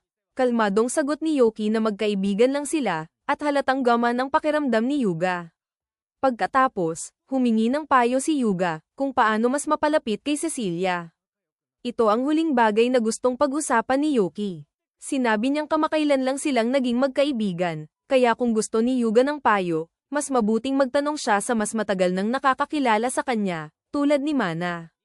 Gayunpaman, sinabi ni Yuga na hindi siya maaaring humingi ng payo kay Mikena dahil malamang ay galit ito kay Cecilia. Nabigla si Yoki at tinanong kung narinig ba niya mismo iyon kay Mikena. Inamin ni Yuga na hindi, kutob lang niya. Sa huling labanan, si Mikena ang nagudyok sa grupo na iwan si Cecilia. Para sa kanya, hindi niya iyon gagawin kung hindi niya kinamumuhian si Cecilia. Sinabi ni Yoki na hindi patas na hulaan ang motibo ni Mikena nang hindi niya tinatanong. Ipinaliwanag niya na kasing labis ng lungkot ni Mikena tulad ng lahat, umiiyak siya buong oras. Tinanong ni Yuga kung paano niya malalaman iyon kung wala siya doon. Hindi maipakita ni Yoki na siya ang demonyo noon, kaya ipinagwalang bahala niya ito at sinabi kay Yuga na magtiwala na lang sa kanya. Tumigil si Yuga sa paksa pero ayaw pa ring sisihin si Mikena. Kung hindi iyon kasalanan niya, dapat siya ang may kasalanan, at hindi niya mapapatawad ang sarili niya sa pag-iwan kay Cecilia. Sinabi ni Yoki na tigilan na ang paglilipat ng sisi. Kung hindi niya matanggap ang sariling pagkakamali, wala siyang karapatang tawaging bayani ang sarili. Biglang bumagsak ang loob ni Yuga. Akala ni Yoki ay sobra ang sinabi niya, pero tumama sa puso ang kanyang mga salita. Si Mikena ay kaibigan niya mula pagkabata, laging sumusuporta sa kanya mula nang maging bayani siya, ngunit nagduda siya at inisip na galit ito. Ngayon, hindi niya alam kung paano itatama ang nangyari. Sinabi ni Yoki na magpaumanhin siya. Mahal pa rin siya ni Mikena, maaaring pagsabihan siya, pero patatawarin siya. Labis ang tuwa ni Yuga at sinabing magpapatawad agad siya, ngunit kinakabahan siyang mag-isa, kaya hiningi niya kay Yoki at Raven na samahan siya. Hindi nagtagal, nakarating sila sa bahay ni Mikena. Naiinis si Yoki dahil nadala siya sa mahabang ruta samantalang gusto lang niyang makita si Cecilia. Sinabi ni Yuga na kailangan niya lang ng moral support, kaya naghihintay sila sa labas habang pumapasok siya para humingi ng tawad. Diretso si Yuga sa kwarto ni Mikena at natagpuan siyang nagbibihis. Agad itong namula, pero nanatili siyang kalmado at sinabi na may mahalagang sasabihin.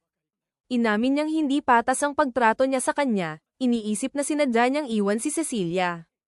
Alam niyang hindi sapat ang paumanhin, pero umaasa siyang mapapatawad siya para maibalik ang dati nilang relasyon. Gaman ang loob ni Mikena na hindi na siya kinamumuhian ni Yuga, ngunit naalala niyang nakabihis pa siya ng underwear. Hindi niya alam kung alin ang mas masama, ang biglang pagpasok niya o ang pagiging walang pakialam nito. Sa kahit anong paraan, galit siya at inilabas ang sama ng loob kay Yuga.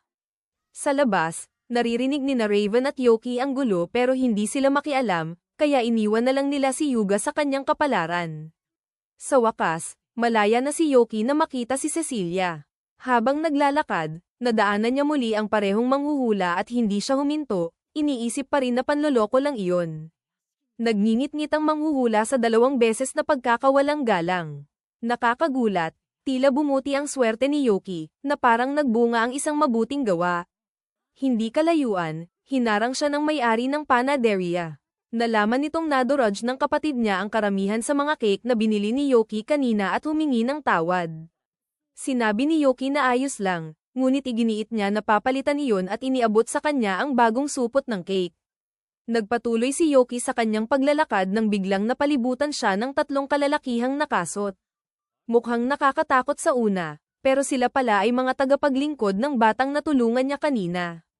Bilang kapalit ng kanyang kabutihan, iniabot nila sa kanya ang isang supot ng meat skewers. Hindi nagtagal, nakarating siya sa bahay ni Cecilia. Sinita siya ni Happiness dahil nahuli. Pumasok siya, at ngumiti si Cecilia, tuwang-tuwa na makita siya pagkatapos ng mahabang panahon. Ibinigay ni Yoki sa kanya ang mga cake at skewers. Nagpasalamat siya, kahit hindi pa niya nakitang pinagsasama ang dessert at karne. Inalok niya itong magtimpla ng tsaa para may kasama silang merienda habang nag-uusap. Nagulat si Yoki, dahil karaniwan ay tungkulin iyon ng isang katulong. Ipinagmamalaki ni Cecilia na kamakailan ay tinuruan siya ni Sofia ng ilang kasanayan sa bahay, kaya ngayon kayanan niyang magtimpla ng tamang tsaa at magluto ng hindi nasusunog ang pagkain sa 70% ng oras. Habang nag-uusap, nalaman niya na naging magkaibigan na sina Happiness at Raven, at lumapit na rin si Yoki kina Mikena at Yuga. Bigla nilang narinig ang tawag ni Yuga sa kanya. Ilang sandali lang, sumugod si Yuga sa kwarto. Sinasabi na marami siyang dapat ipagpaumanhin, pero sinapak siya ni Mikena dahil sobra siyang pushy. Nalito si Cecilia, at nagulat si Yoki sa biglaang pagdating nila, ngunit mukhang lahat sila ay may nais ipagpaumanhin. Si Mikena ang naunang nagsalita at humingi ng paumanhin sa pag-abandona kay Cecilia noong araw na iyon. Sinabi ni Cecilia sa kanila na hindi naman siya gaanong naabala. Hindi lang ang kanyang buhay ang nakataya, kailangan nilang harapin ang Demon Lord nang walang tagapagamot. Pagkatapos talunin ang Demon Lord, si Mikena ang unang nagmadaling bumalik para tiyakin na maayos si Cecilia, kasunod si Yuga at Raven. Ang makita silang bumalik sa kabila ng pagod ay nagpapatunay na pinapahalagahan pa rin siya nila. Wala namang mas magandang desisyon noon, kaya hindi niya sila masisisi. Ang mahalaga ay nakaligtas ang lahat, kaya walang dahilan para manghinayang. Kalaunan, naglakad sina Yoki at Cecilia.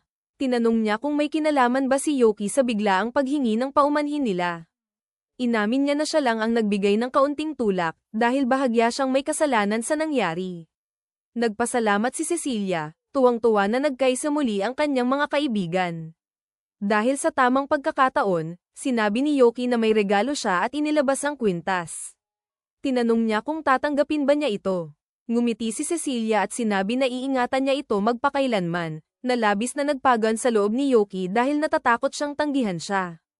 Samantala, sa isang liblib na baryo, nag-rampage ang mga tulisan, sinunog ang bahay, ninakaw ang mahahalagang gamit, at nagbanta sa mga babae at bata. Biglang lumitaw ang isang mangangabayo. Isang hampas lang, napatay niya ang leader ng mga tulisan at mabilis na pinatay ang 2 tauhan nito. Sa kabila ng kanyang kabayanihan, mukhang pagod siya, tila sawa na sa lahat. Mamaya, nakasakay si Chick sa karwahe na parang roller coaster habang si Yoki ay nakatitig ng halatang naiinis. Pinilit ng bata ang sarili sa biyahe na sana ay para kay Cecilia. Plano ni Yoki na mag-isa siyang makasama siya, pero ngayon kailangan niyang bantayan ang bata. Biglang dinakip ni Cecilia ang kanyang bibig, nahihilo sa biyahe. Inalok siya ni Chick ng lihim na pixie tonic. Sa sandaling inumin niya ito, gama ng pakiramdam. Pinagtawanan niya si Yoki, ipinagmamalaki kung gaano ito kapaki-pakinabang, na nakakatawa sa kanya. Sabi ni Cecilia, masaya siya na nakasama niya ang parehong kaibigan. Pagdating nila, nagtungo ang 3 sa baryong inatake ng mga tulisan. Nilapitan sila ng matandang lalaki, nagulat sa kanyang pagbisita. Ipinakilala ni Cecilia ang 2 kaibigan na dumating upang tumulong. Pinuntahan nila ang simbahan, kung saan nagpapahinga at ginagamot ang mga nasugatang taga-baryo. Nagsuklay ng mangga sina Yoki at Chick, at tumulong kay Cecilia, ginagawa ang lahat upang alagaan ang mga sugatan. Dahil sa kabutihan at malasakit ni Cecilia, lalo pang nahulog ang loob ni Yoki sa kanya. Nilapitan siya ng matandang lalaki at pinuri ang husay ni Cecilia, at buong puso siyang sumang-ayon. Dagdag pa niya, mas malala sana ang pag-atake, pero sa kabutihang palad, walang namatay. Ipinaliwanag ng mga taga-baryo na umatras ang mga tulisan nang lumitaw ang nag-iisang mangangabayo at pinatay silang isa-isa. Napansin ni Yoki na pagod na si Cecilia mula sa paggagamot, kaya pinayuhan niyang magpahinga. Tumanggi siya, kaya lihim siyang binigyan ni Yoki ng Holy Veil na nagpapatulog sa kanya. Namangha ang mga nakasaksi habang hinuli ng demonyo si Cecilia bago siya tumama sa lupa, sinasabing kailangan ng manggagamot ng pahinga. Ilang oras ang lumipas, nagising si Cecilia at pinipigilan ang sarili na hampasin siya. Kahit humingi siya ng tawad, sinabi niya na mali na balewalain ang sariling kagustuhan. Tugon ni Yoki, hindi siya dapat magpakapagod, siguradong malulunod siya kung ipagpapatuloy. Nahihiya, inamin ni Cecilia na tama siya at nangakong babagal na. Sinabi ni Yoki na tapos na ang lahat ng paggagamot. Ngumiti si Cecilia bilang pasasalamat, at si Yoki ay nahihiya sa kanyang ganda. Pagkatapos, pumasok ang matandang lalaki na matagal nang gumagabay sa kanila. Matapos suriin si Cecilia, humingi siya ng paumanhin sa timing at hiningi nilang bisitahin ang batang babae na si Teal, na mahina mula pa sa kapanganakan at palaging nakahiga, na labis na ikinababahala niya. Hindi nagatubili, tinanong ni Cecilia kung nasaan si Teal. Kasama sina Sheik at Yoki, pumasok sila sa silid ng batang babae. Ipinaliwanag ni Cecilia na dumating sila sa utos ng pinuno upang suriin siya. Biglang ubo ng malakas si Teal. Binigyan siya ni Sheik ng gamot. Nagatubili siyang inumin ito, kaya pinayuhan siya ni Yoki na mag-relax, sinasabing kahit mukhang pabaya, marunong siya sa ginagawa. Habang lumilingon si Sheik upang makipagtalo sa demonyo, ininom ni Teal ang gamot at agad na nakaramdam ng ginhawa. Nagpasalamat siya sa kanila, hindi lang sa tulong kundi pati sa pagpapala ng guardian deity. Tinanong siya ni Yoki kung ano ang ibig sabihin nito. Ipinaliwanag ni Teal na may rebulto ng Diyos malapit sa baryo. Nang araw ng pag-atake ng mga tulisan, nagpunta siya doon upang mag-alay ng handog, nakaramdam ng antok, at hindi sinasadyang nakaligtas sa pag-atake. Ilang taon na ang nakalipas, noong 7 siya, pinalibutan siya ng mga lobo sa kagubatan, ngunit iniligtas siya ng guardian deity. Napansin ang antok at madilim na aura ni Teal, kaya pinaghihinalaan ni Yoki at Cecilia na ito ay gawa ng itim na mahika. Naiinis si Teal at iginiit na siya ang magpapakita sa kanila ng rebulto. Sinundan siya ng 3 mula sa kaharian ng Clarines. Nang makita nila ito, nakumpirma nilang rebulto ng demonyo ito. Nagiging defensible si Teal at ipinag-uutos na tigilan nila ang pang-aalipusta sa kanyang tagapag-alaga. Habang itinaas niya ang boses, muling umatake ang kanyang ubo, kaya hindi na siya makapagsalita. Nag-aalala, dali-daling lumapit si Cecilia upang tulungan si Teal. Samantala, nakaramdam si Yoki ng kilabot mula sa rebulto, na naaalala ang gargoyle sa kastilyo ng Demon Lord. Biglang kumilos ang rebulto at nagbuga ng itim na sinag. Nakaiwas si Yoki at nakumpirma na ito ay isang gargoyle. Lumitaw si Sheik sa likod nito, sinipa ang ulo, at isinara sa armlock upang pigilan ang kilos nito. Hindi makagalaw, humihiling ang gargoyle na patayin siya agad. Hinugot ni Sheik ang kutsilyo, ngunit pinigilan siya ng kapitan, sinasabing kailangan munang kumuha ng sagot. Nang mabigyan ng pagkakataon, ipinaliwanag ng gargoyle na umatake siya dahil nakilala sila kung ano siya at saan nagmula. Tinanong ni Yoki kung bakit naging tagapag-alaga ng baryo ang isang gargoyle. Sinabi ng nilalang na nilikha siya upang bantayan ang templo, ngunit ninakaw ng mga magnanakaw ang reliquia at kalaunan umatake sa baryo. Pinarusahan niya sila, at inakala nilang tagapagligtas siya, kaya sinimulang sambahin bilang tagapag-alaga. Ngayon, si Teal lamang ang bumibisita sa dambana. Nililinis niya ito, at ang malasakit ni Teal ang nagudyok sa gargoyle na protektahan siya laban sa bagong mga tulisan. Sa katotohanan, hindi niya intensyon na saktan ang tao o makialam, ngunit pinilit siya ng kapalaran. Pagkatapos marinig ang kwento, bumulong si Yoki kay Sheik. Gabing iyon, naglakad sina Yoki at Cecilia sa baryo matapos umalis si Sheik upang matulog. Sa totoo lang, sinabi ni Yoki na umalis si Sheik para magkaroon siya ng oras na mag-isa kasama ang babaeng mahal niya. Bumalik sa naunang usapan, sinabi ni Yoki na ayos lang iwan ang gargoyle. Pumayag si Cecilia, kahit nag-aalala sa halimaw sa paligid, at napagdesisyonan nilang hayaan itong magpahinga. Nanahimik sila habang naglalakad, ramdam ang tensyon. Nagpanik si Yoki, naghahanap ng sasabihin, habang si Cecilia ay nakadarama ng ginhawa sa kanyang tabi. Biglang nadapa si Cecilia sa ugat, muntik mahulog. Agad siyang hinuli ni Yoki. Ang biglang kontak na iyon ay naglapit sa kanila, kumakabog ang puso, ngunit humiwalay sila.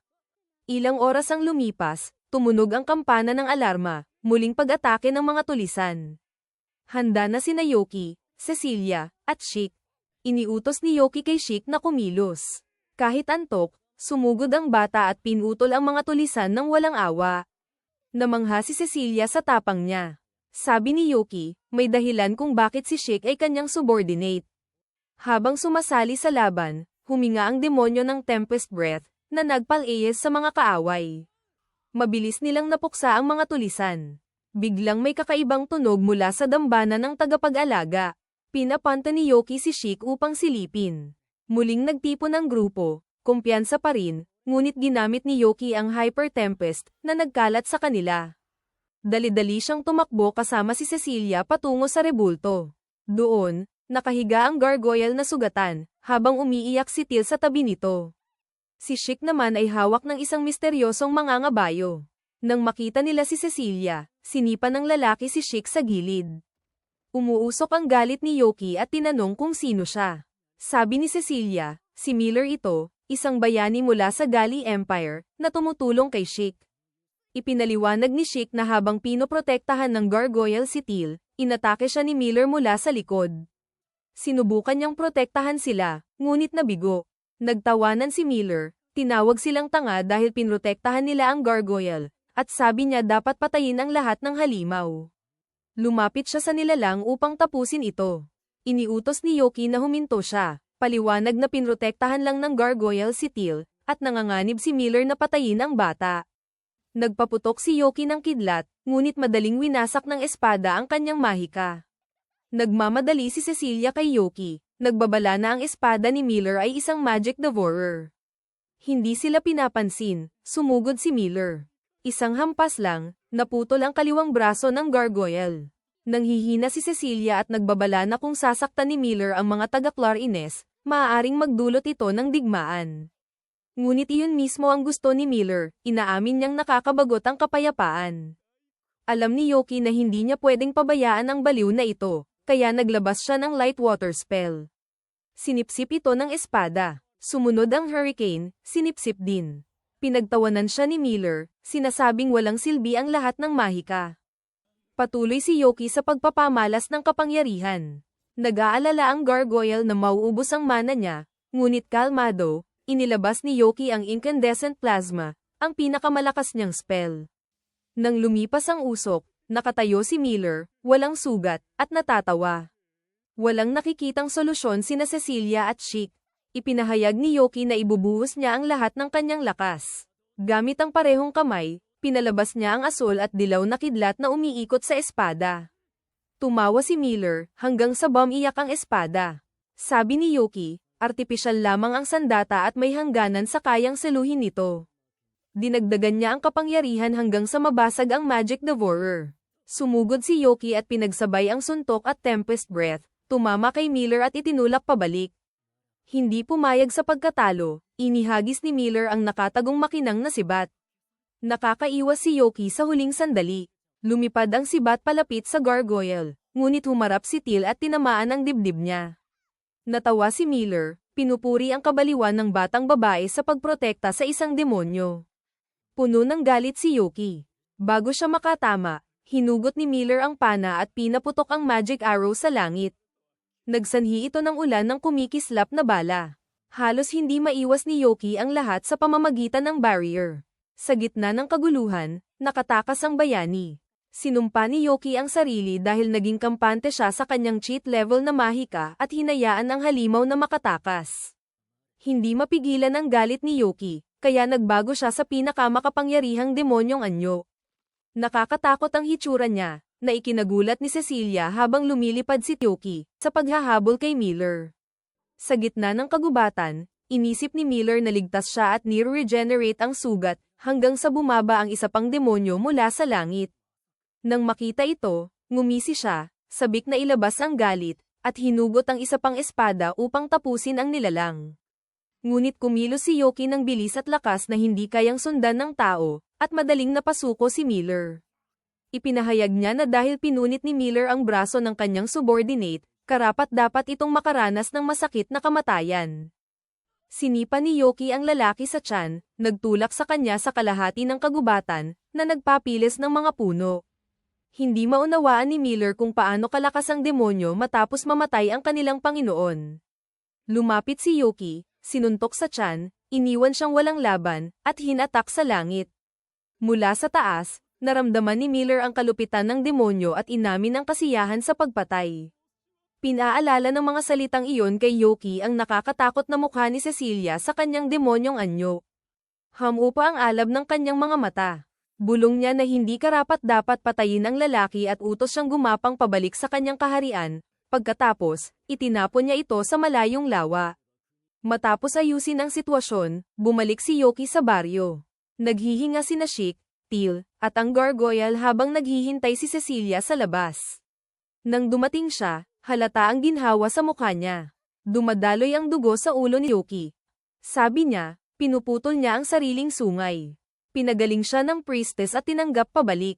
Kinabukasan, matapos gumaling si Teal, sinabi niyang nais niyang pumunta sa Manurva upang hanapin ang paraan para maibalik ang kalusugan ng guardian, dahil hindi sapat ang simpleng mahika. Puna ni Cecilia na bawal ang mga halimaw doon. Ngunit iminungkahi ni Yoki na baguhin ang anyo ng gargoyle gamit ang earth magic. Sa mansyon ni Cecilia, masayang ngumiti si Teal sa bagong uniforme bilang maid, tuwang-tuwa matapos kunin ni Celia sa rekomendasyon ng kanyang anak. Sa karaniwang walang hiya niyang ngiti, hiling ni Yoki na ilagay ang isang rebulto ng bato sa bahay, ang nakatagong gargoyle. Tahimik na tumanggi si Celia, tinawag ang rebulto na walang panlasa. Nang marinig iyon, napaiyak si Teal at sumigaw ng pangalan ng guardian deity ng buong lakas. Makalipas ang ilang araw sa bahay ni Yoki, nililinis ni Teal ang parehong rebulto gamit ang tela. Nag-alala ang gargoyle nang mapansin ang pag-ubo ng dalaga, iniisip na baka dulot ito ng araw-araw niyang pagbisita para silipin siya. Tinanong ng katulong kung nasaan si Yoki, at naalala ng halimaw na pumunta ito sa kastilyo.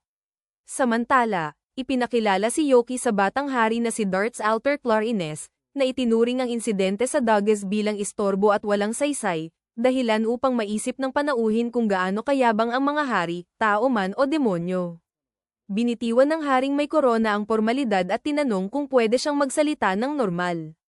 Ngunit pinaalalahanan siya ng kanyang kabalyero na si Sylvia tungkol sa dignidad ng hari.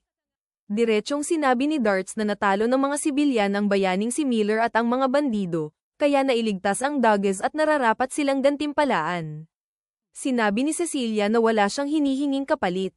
Biglang tumayo si Yoki at sumigaw na ang hiling niya ay bagay na hindi kayang ibigay kahit ng hari, dahil siya mismo ang dapat gumawa nito. Nagtaka si Darts sa kakaibang asal ng karaniwang tao at tinanong kung pera o babae ba ang gusto, ngunit tumanggi si Yoki. Inusisa rin kung trono ba, ngunit muli siyang umiling. Sa huli, diretsyong tinanong ng hari kung ano ba talaga ang nais niya. Sumagot si Yoki na wala siyang ibang hiling kundi ang makuha ang pag-ibig ni Cecilia. Pagkasabi niyon, namula ang dalaga at hindi malaman kung saan itatago ang mukha. Bumigat ang katahimikan sa bulwagan hanggang sa matawa si Darts at sabihin kahit siya'y hindi maibibigay ang ganoong hiling. Pagkatapos ng pulong, nagmakaawa si Yoki kay Cecilia para patawarin siya, ngunit halatang hindi pa siya kalmado sa kapalpakan ng binata. Mas mahinahong nagsalita si Celia, pinapagnilay siya sa ginawa, at ipinagbawal munang makita ang kanyang anak sa loob ng 1 buwan. Parang gumuho ang mundo ni Yoki. Lamambat ang tindig ni Cecilia at sinabing tila tausang pagsisisi niya. Natuwa si Celia sa sarili niyang reaksyon kaya hinati ang parusa, 15 araw na lang silang hindi magkikita. Pagkatapos, inutusan niya si Happiness na ihatid ang panauhin palabas. Kinaladkad ng Harpy ang kapitan sa pasilyo, ngunit huminto at itinuro si Chic na mukhang malungkot sa hardin. Ayon sa kanya, matagal na itong matamlay. Inisip ni Yoki na baka dahil hindi nito naprotektahan si Teal at ang gargoyle. Sa wakas, hinatid siya ni Happiness pauwi. Binati niya si Teal at ang gargoyle. Nagtanong ang katulong kung sino si Guy, at sinabi niyang iyon ang ipinangalan niya sa gargoyle. Nagustuhan ni Teal ang pangalan, ngunit mas nais pa rin niyang tawagin itong Diyos tagapangalaga. Muling umubo ang dalaga, kaya nabahala na naman ang gargoyle. Pinayuhan ni Happiness na magpahinga siya at huwag magpilit. Ngunit sagot ng babae, siya ang pinagmumulan ng kanyang lakas. Kinagabihan, Nakahiga si Yoki na tila nasa therapy at ibinuhos ang sama ng loob dahil pinagbawalan siyang pumunta sa bahay ni Cecilia. Sinabi ni Guy na wala siyang magagawa kundi ayusin ang pagkakamali dahil may oras pa siya. Kinabukasan sa guild, naikwento na niya kay Clayman ang lahat, kaya hiningi niya ang lahat ng bakanteng misyon upang patunayang maaasahan siya ng babaeng mahal niya. Makalipas ang ilang araw, nasa hardin si Cecilia at naghahanda ng 2 tasa ng tsaa nang mapaisip kung para kanino ang isa. Dumating si Celia at tinanong iyon. Palusot ng dalaga, para raw iyon sa kanyang ina. Umupo si Celia at sinabing halos kalahating buwan na ang lumipas, kaya nais niyang malaman ang ginagawa ni Yoki. Ikinwento ni Sofia na ayon sa asawa niya, walang tigil sa trabaho ang binata, at tila ikinatuwa iyon ni Cecilia. Gabing iyon, umuwi si Yoki mula sa isa na namang mabigat na trabaho, ngunit magaan ang pakiramdam, sapagkat walang hirap ang mabigat kung kaunti na lang ang araw bago niya muling makita ang minamahal.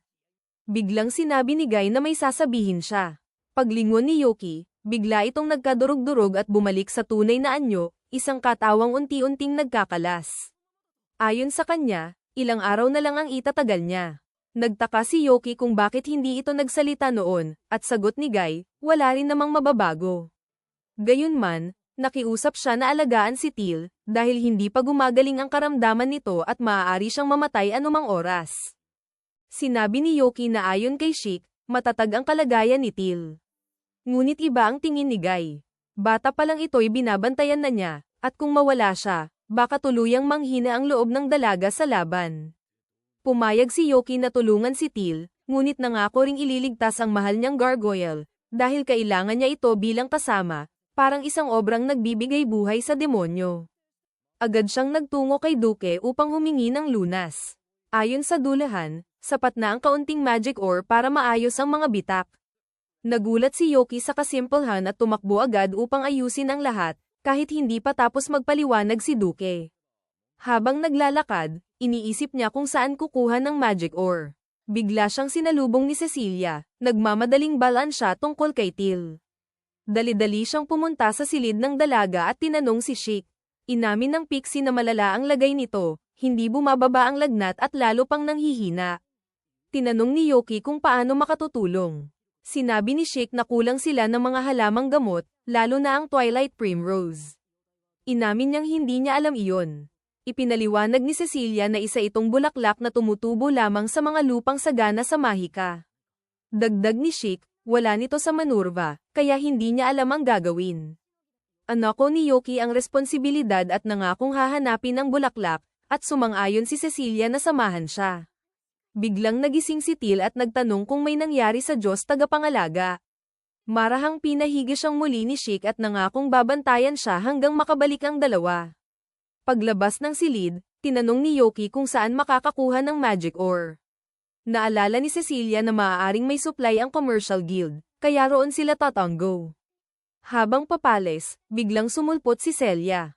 Nauutal silang nagpaliwanag kung paano sila nagkita, ngunit sinabi ng babae na huwag mag-alala dahil ang mahalaga ay matulungan si Teal.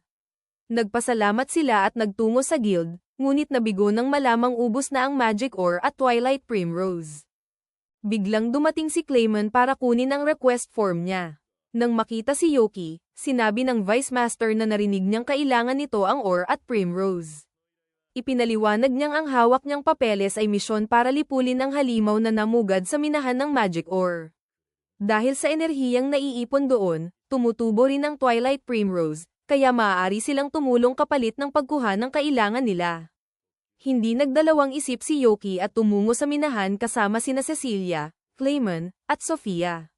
Hindi niya inasahang aabot ng 2 araw ang biyahe, lalo't minadali niya, kaya napilitan si Clayman na magayos ng express na transportasyon. Nagpasalamat si Cecilia kay Sofia sa pagtulong. Sagot niya, bilang punong katulong, tungkulin niyang umakto kapag may nangangailangan. Pagkaraan ng 2 araw, narating ng grupo ang baryong malapit sa minahan. Pinapahinga muna sila ni Sofia at sinabing kinabukasan na pumasok. Nagtaka si Yoki, at ipinaliwanag ni Clayman na mas aktibo ang mahikang enerhiya sa gabi, kaya mas lumalakas ang target. Ang haharapin nila ay isang rock devourer na nag-mutate matapos kumain ng magic ore, dahilan para maging mabagsik at halos di tamaan ng ataking mahika. Mas mahirap pa, gusto ng kliyente na buo ang balat ng halimaw dahil may natatanging gamit ito, kaya hindi pwedeng basta sugurin. May plano ang Vice Master, kung hindi uobra ang offensive magic, maaari pa rin itong atali gamit ang sorcery. Kinabukasan, dumating si Sofia suot ang unipormeng pangkatulong. Napatanong sina Yoki at Cecilia kung ayos lang bang lumaban siya ng ganoon. Sagot niya, espesyal itong combat uniform at paborito ng asawa niya. Pumasok sila sa minahan, tahimik at mabigat ang paligid. Sa wakas, namataan nila ang Rock Devourer na walang tigil sa paglamon ng bato. Tinanong pa ni Cecilia kung iyon nga ang halimaw. Sinabi ni Yoki na parang merienda lang nito ang magic ore. Nang mapansin sila, naghagis ito ng mga bato. Hinayla ni Yoki si Cecilia at umiwas. Sinipa ni Sofia ang isang bato at nabiyak ito sa dalawa, saka tinawag ang kanyang asawa para kumilos. Nagpatawag si Clayman ng ilang mahikang manika na may espada, at binasag ng mga ito ang mga batong ibinabato upang maiwasan ang pinsala. Pinatamaan ni Yoki ng kidlat ang dibdib ng Rock Devourer, ngunit tinawanan lang siya ng halimaw at lumapit para sa pisikal na laban. Mabilis na gumamit si Yoki ng Earthlock upang ipako ito sa lupa, habang ginamitan naman ni Cecilia ng Holy Chain para atali. Ngunit nakawala ang halimaw at sumuntok ng malakas, winasak ang bahagi ng sahig. Dahil dito, sinabi ni Clayman na paliligiran niya si Sofia ng mga shikigami upang makapasok siya sa bibig ng halimaw at talunin ito mula sa loob. Tutol si Cecilia dahil delikado, ngunit iginiit ni Sofia na malapitan ang kanyang lakas. Upang makatulong, gumamit si Yoki ng yelong mahika para pigilan ang halimaw, at muling itinali ni Cecilia. Sinamantala ni Clayman ang siwang, binalutan si Sofia ng shikigami, at tumalon siya diretso sa bibig ng halimaw. Habang iyon, kumiskis ang mga kadena sa katawan ng Rock Devourer, at ang maliliit na tipak ng bato ay nabuhay at hinabol si Yoki. Hiniling ni Clayman kay Cecilia na pigilan ang halimaw hanggat maaari, habang si Yoki ay hirap sirain ang mga batong nilalang gamit ang mahika kaya napilitang makipagsuntukan. Nasugatan si Clayman dahil mahina siya habang pinananatili ang shikigami, kaya doble ang pagsisikap ni Yoki na protektahan siya. Ngunit kahit ibinuhos ni Cecilia ang buong lakas para igapos ang Rock Devourer, napigtas pa rin nito ang mga kadena at sumugod patungo sa salamangkero. Ngunit bago pa nito may tamas ang braso para hampasin ang dalaga, biglang nagwala ang tiyan ng halimaw at bumagsak itong patay. Mula sa loob, lumabas si Sofia na walang kahit anong gallows. Tumakbo si Clayman at niyakap ang asawa upang tiyakin ang kalagayan niya. Matapos sabihing ayos lang siya, marahang itinulak siya ni Sofia at pinaalalahan ng kailangan pa nilang kunin ang Twilight Primrose. Pagkarinig sa mga bulaklak, nagmadaling maghanap sina Yoki at Cecilia. Sa bahaging naabot ng sikat ng araw, natagpuan nila ang hinahanap, isang munting taniman ng magagandang bughaw na bulaklak. Paalis ng minahan, nais ni Yoki na bumalik agad sa Manurva upang iligtas ang mga kaibigan. Ngunit sinabi ni Clayman na mas ligtas umalis kinabukasan dahil delikado ang paglalakbay sa gabi. Handang makipagtalo ang binata, ngunit pinigilan siya ni Cecilia kahit nauunawaan ang damdamin niya. Nagpasya silang magpalipas ng gabi sa isang tuluyan. Ngunit nang makatulog ang lahat, tahimik na inihiwalay ni Yoki ang gamit at lumabas ng silid. Doon niya nakita si Cecilia sa pasilyo. Sa halip na pag-alitan siya, tinipon na niya ang lahat ng Twilight Primrose sa isang bag upang makaalis siya agad, dahil mahimbing ang tulog ng iba. Humanga si Yoki sa pagkaunawa ni Cecilia sa kanyang balak. Kinuha niya ang mga kailangan at ginamit ang kanyang mga pakpak upang dumiretso pabalik sa Manurva. Pagdating ni Yoki sa bahay, marahas niyang inalog si Guy para magising na hindi madaling gawin. Pagmulat nito, una niyang tinanong si Till. Tiniyak ni Yoki na inaalagaan siya ng maayos ni Sheik, kaya napanatag ang gargoyle. Inabot ng demonyo ang magic ore at pinakain siya. Nagreklamo si Guy na kulang na ang oras para gumaling, kaya literal na isiniksik ni Yoki ang mga bato sa bibig niya. Kung hindi man para sa sarili, kailangan niyang gumaling para kay Till. Sa pagbanggit sa pangalan ng dalaga, naalala ni Guy na siya ang pinanggagalingan nito ng lakas. Napagtanto niyang dapat siyang magpagaling. Nilamon niya ang mga bato, at matapos maramdaman ang matinding init at silaw na liwanag, muling tumubo ang kanyang braso at bumalik ang sigla niya. Agad siyang lumipad palabas ng bintana papunta kay Till. Ilang saglit lang, narating niya ang kama ng dalaga, at lumiwanag ang mukha nito nang makita siya. Mula sa bintana, pinanood ni Yuki at Shik ang tagpo. Bumantong hininga si Yuki, dahil kailangan pa niyang bumalik kay Cecilia bago mag-umaga. Nagpasalamat si Guy kay Shik sa pag-aalaga sa kanilang dalawa habang wala pa ang lunas. Lalong nagising si Till nang mapansing tumubo na muli ang braso niya, at tiniyak ni Guy na tapos na ang masamang panaginip. Sa bukang liwayway, sakay ng express na karwahe, lupaypay si Yuki sa pagod at buong biyahe ay natulog sa kandangga ni Cecilia. Pagbalik sa bayan, ilang araw ang lumipas at nagkita sina Yuki at Croman habang namimili siya. Naghahanap pala ito ng anibersaryong regalo para kay Sofia. Dahil wala namang ginagawa si Yuki, inalok niya ang tulong. Nakakita siya ng pares ng pasang tainga at iminungkahing iyon ang ibigay kay Sofia. Ngunit tinanggihan ito ni Croman at sinabing may napili na siya, kaya hindi na niya kailangan ang tulong ni Yuki. Humingi ng paumanhin si Yuki, ngunit habang ibinabalik ang pasang tainga, napansin niya ang isang itim na kasuotan na may katugmang itim na helmet. Biglang umiral ang pagiging edgy niya at agad niya itong isinuot. Para kay Croman, nakakahiya ang itsura, ngunit labis itong ikinatuwa ni Yuki at wala siyang bahid ng hiya. Gusto niyang gumawa ng astig na mga gawain suot ang kasuotang iyon. Kaya hiniling niya kay Croman na bigyan siya ng maraming misyon. Naiinis na si Croman sa kanyang kartihan kaya nakisabay na lamang siya. Dinala niya si Yuki sa guild at sinabi sa tagatanggap ng misyon na nais nilang kunin ang anumang available na gawain. Hindi nakilala ng tagatanggap si Yuki dahil sa suot nito, ngunit dahil ginagarantiyahan siya ni Croman, sinuri nito ang talaan at sinabing may 4 na A-rank na misyon. Ipinahayag ni Yuki na siya ang hahawak sa lahat. Nabigla ang tagatanggap sapagkat wala pa siyang narinig na kayang tapusin ang 4 na A-rank ng sabay. Tinanong niya ang pangalan nito, ngunit sa pagiging edgy, nagbigay si Yuki ng pekeng pangalan. Pagod na si Croman kaya hindi na siya kumontra. Kinagabihan, pinaslang ni Yuki ang isang dragon sa gubat upang tapusin ang isa sa mga misyon. Pagbalik niya sa guild, dala niya ang puso ng dragon. Nagsimulang igalang siya ng buong guild bilang isang makapangyarihang mandirigma, kahit hindi pa nila alam ang kanyang tunay na pagkakakilanlan. Pagsapit ng hapon, halos natapos na ni Yuki ang lahat ng misyon, maliban sa isa, ang paghuli sa kriminal. Kinagabihan, ang kriminal na si Envy ay palihim na lumapit sa 2 gwardya at pinatulog ang mga ito gamit ang mahikang pampahimbing. Kasama ang kanyang 2 kasabwat na sina Jealousy at Heartburn, pumasok sila sa bodega.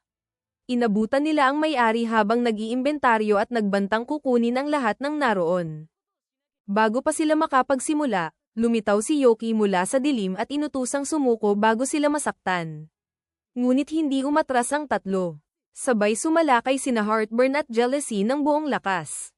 Nakipagpalitan muna si Yuki ng galaw upang patagilan ang laban, ngunit kalaunan ay naging seryoso siya at pinagan niya ang kidlat na mahika sa kanyang espada. Sa isang iglap, nakuryente sina Heartburn at Jealousy, at si Envy na lamang ang natira. Sinubukan ni Envy na patumbahin si Yuki gamit ang mahika, ngunit nazalag ito at mabilis na sumugod si Yuki, saka siya hinampes ng espada. Hindi niya ginamit ang talem kundi ang mapurol na bahagi, sapagkat ayaw niyang pumatay ng bata, ngunit masakit pa rin ang tama. Labis ang pasasalamat ng may-ari ng bodega dahil nailigtas ni Yuki ang kanyang paninda, lalo na ang mga tsokolate para sa araw ng mga puso. Dahil dito, may hahatid na niya ang mga ito sa mga tagabayan ng walang aberya, at lahat ay dahil kay Yuki. Bahagyang nagulat si Yuki nang malaman niyang ipinagdiriwang din sa mundong ito ang araw ng mga puso. Biglang dumating ang pangkat ng mga kabalyero dahil sa ingay. Agad siyang nakilala ni Duke at Raven, ngunit hindi siya kilala ng isa pang babaeng kabalyero kaya inutusan siyang magpakilala. Nananatili sa papel si Yuki at ibinigay ang pekeng pangalan. Tinanong siya kung siya ang may gawa ng lahat. Napansin niyang pinaghihinalaan siya, kaya sinabi niyang ang mga batang nakahandusay ay mga magnanakaw. Bago pa siya mausisa, naglaho siya sa usok. Karaniwan sana'y hahabulin siya ng mga kabalyero, ngunit dahil alam ni Raven na si Yuki iyon, pinigilan niya ang lahat. Habang inaaresto sina Envy at ang grupo nito, pumunta si Duke sa likod ng bodega dahil alam niyang naroon pa si Yuki. Natagpuan niya itong nagtatago sa likod ng mga kahon. Hindi na ito bago kay Duke. Madalas mahumaling si Yoki sa mga kasuotang tingin niya'y astig at mag-roleplay, sa kakalaunay mapagtatantong kaiyahiya pala. Hindi iyon problema kay Duke, ngunit alam niyang masasaktan ang pride ni Yoki kapag naalala niya ito, kaya sinabihan niya itong tingnan ang sarili sa salamin. Noong unay hindi naunawaan ni Yoki, ngunit nang silipin niya ang refleksyon, napagtanto niyang naging sobrang edgy siya. Matapos mapangiwi ng ilang minuto, hinubad niya ang kasuotan at nagtungo sa guild upang kunin ang gantimpala sa pagkakahuli sa grupo ni Envy. Habang naroon, tinanong niya si Crowman kung ano ba talaga ang layunin ni Envy. Hindi tiyak ni Crowman ang dahilan. Ayon sa balita, dati raw silang B-rank na adventurer, ngunit nakakita sila ng kakaibang aklat sa dungeon at mula noon ay sinasabi nilang sisirain ang araw ng mga puso. Hindi man lubos maunawaan ni Yoki, alam niya ang pakiramdam ng mapuot sa okasyong iyon dahil wala naman siyang natatanggap. Samantala, sa bahay ni Cecilia, abala ang mga babae sa paggawa ng tsokolate para sa mga mahal nila, at tumutulong si Sofia. Katatapos lang ni Makana sa kanyang mga tsokolate nang mapansing napakarami ng ginagawa ni Cecilia. Ipinaliwanag nitong ipamimigay niya ang mga iyon sa mga bata sa ampunan kinabukasan. Mabuting hangarin iyon, ngunit para kay Makana, taliwas ito sa diwa ng Valentine dahil dapat ibigay iyon sa espesyal na tao. Gayunman, tila may iniisip si Cecilia. Kinabukasan, nagising si Yoki at sinabi ni Gar na araw ng mga puso na. Tumingin siya sa salamin at tahimik na naghintay, umaasang darating si Cecilia upang bigyan siya ng tsokolate. Maya-maya, tumunog ang kampana ng pinto. Ngunit sa kanyang pagkadismaya, sitil iyon, at hindi para sa kanya. Dinalhan niya si Gar ng espesyal na Majestite na tsokolate na siya mismo ang gumawa. Nagpa siya si Yoki na bigyan sila ng pribadong sandali at nagtungo sa guild dahil wala siyang magawa. Ilang sandali pa, dumating si Crowman na may dalang kahon ng tsokolate mula kay Sofia. Pagbukas niya, nasilaw ang lahat sa dami ng pagmamahal at pag-aarugang inilaan ni Sofia. Labis ang tuwa ni Crowman sa natanggap mula sa kanyang asawa. Nagsimulang mainggit si Yoki, kaya tumakbo siya sa lungsod upang hindi maalala ang kanyang pag-iisa. Ngunit saan man siya tumingin, puro magkasintahang magkasama. Lalapitan sana niya si Duke, ngunit nakita niyang tumanggap ito ng tsokolate mula sa isang babaeng kabalyero. Lalo siyang nalungkot kaya umalis muli. Inaasahan niyang makalalayo sa mga magkapareha, ngunit nasalubong niya si Raven, na tumanggap din ng tsokolate mula kay Happiness. Lalong bumigat ang loob niya. Paglabas niya sa lansangan, napansin niya ang mahabang pila ng kababaihan sa tabi ng kariton. Nalaman niyang iyon ang pila para magbigay ng tsokolate kay Yuga, at iyon ang tuluyang dumurog sa kanyang pride. Maya-maya, napadaan si Makana. Tinanong siya ni Yoki kung magbibigay ba siya ng tsokolate kay Yuga. Iyon sana ang balak niya, ngunit nagdadalawang isip siya dahil pakiramdam niya'y hindi sapat ang kalidad ng ginawa niya. Hindi sinasadyang napaisip siya ni Yoki, kaya sinubukan nitong pasayahin siya. Biglang dumating si Yuga. Ikinagulat ni Makana dahil bihira itong magpakita tuwing Valentine. Sinabi ni Yuga na nais niyang ang tsokolate ni Makana ang unang matanggap niya.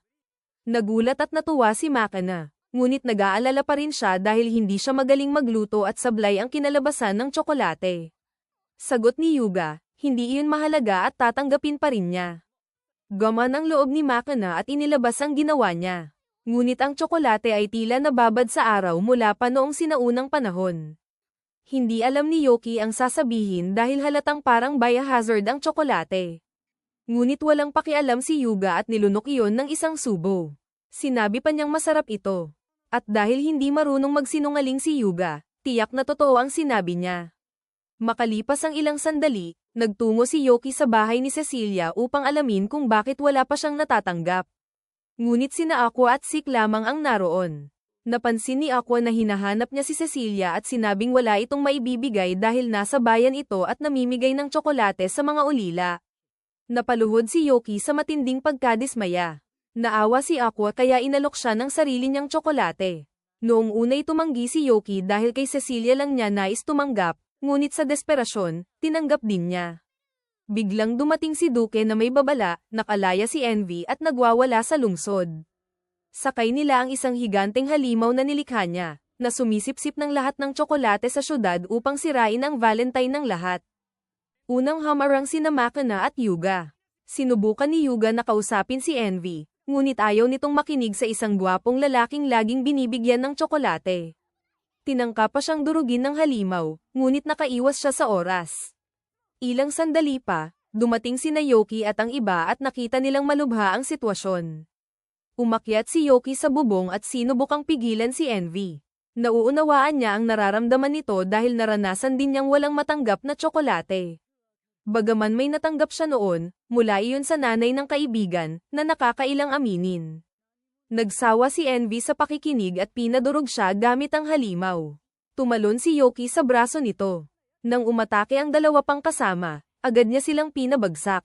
Ngunit inalag ni Envy ang braso ng halimaw kaya nawalan siya ng balanse, saka siya pinaputukan ng bowl ang apoy. Gumanti si Yoki at nauwi sila sa sagupaan ng apoy. Tinanong ni Envy kung bakit hindi niya kinamumuhian ang Valentine. Sagot ni Yoki, may pag-asa pa siyang bibigyan siya ng tsokolate ng babaeng gusto niya. Lalong nag-alab ang galit ni Envy. Pinatalsik niya si Yoki at sinipsip ang lahat ng tsokolate sa paligid, kasama ang kaong hawak ni Cecilia. Nang makita iyon, napagtanto ni Yoki na malamang para sa kanya ang kahon. Sa galit, tumigil siya sa pagpipigil at pinakawalan ng isang kidlat patungo kay Envy.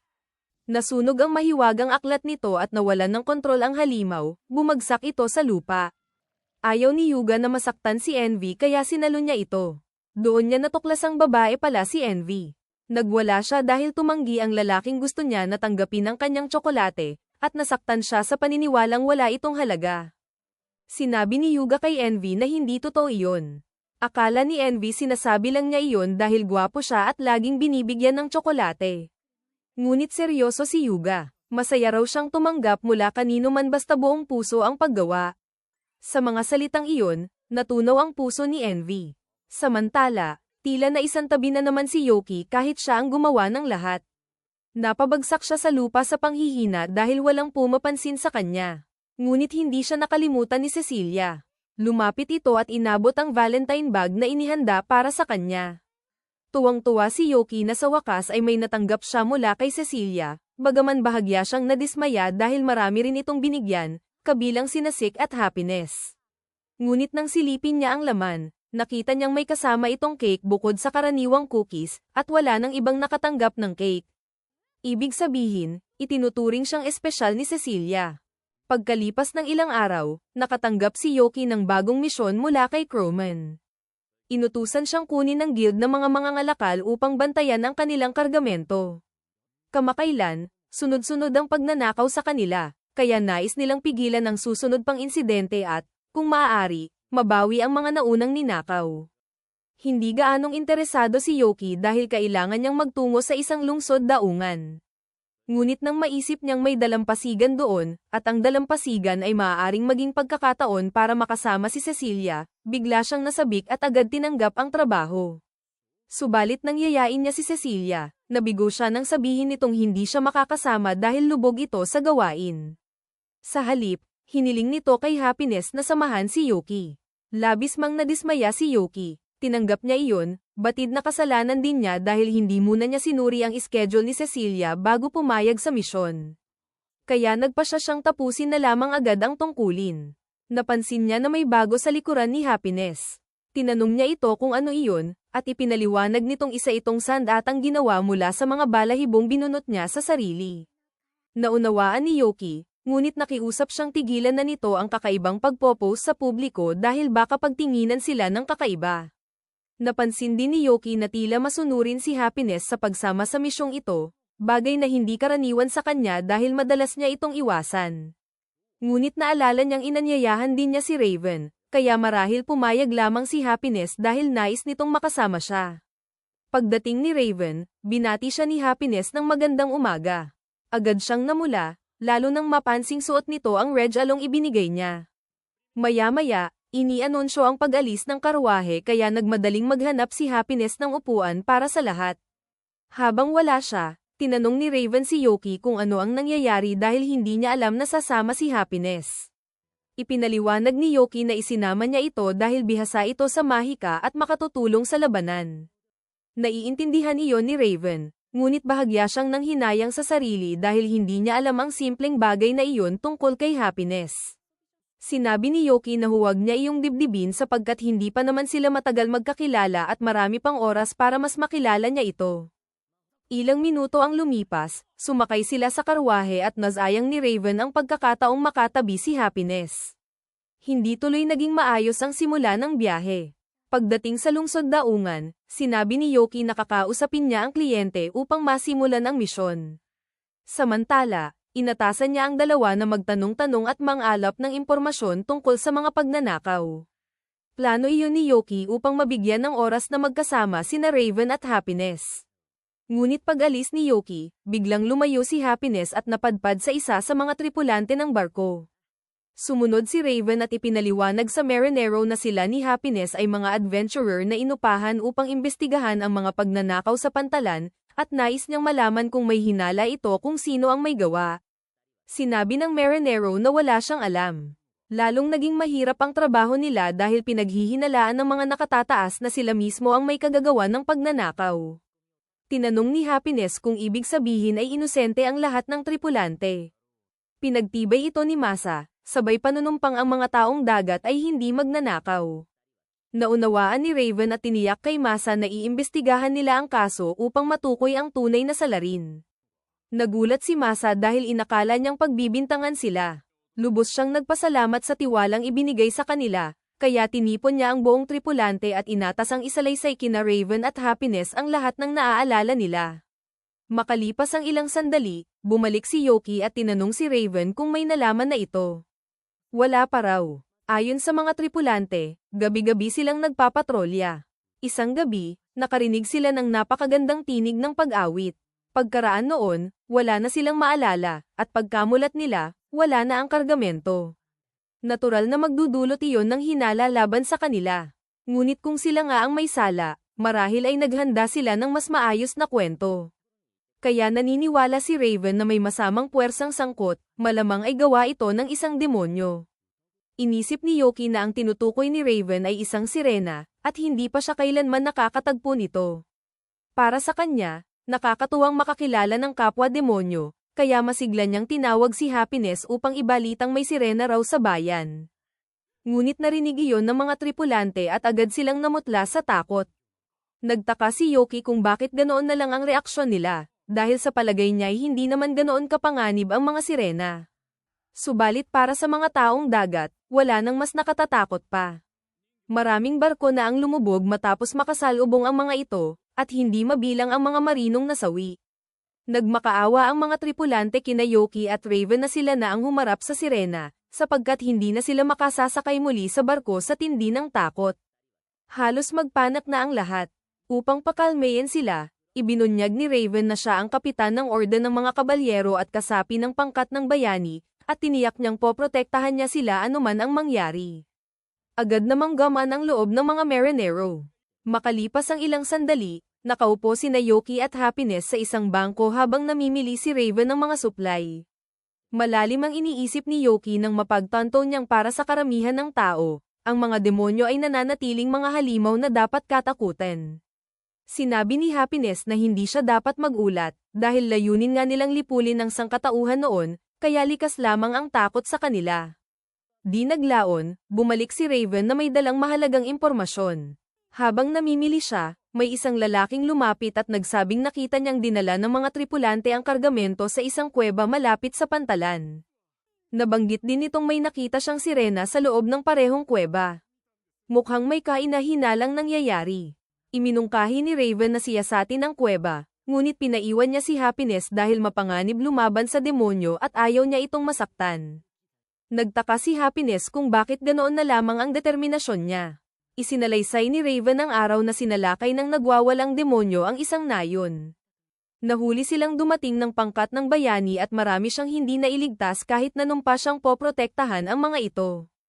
Kaya ayaw na niyang malagay sa panganib ang sinumang mahalaga sa kanya.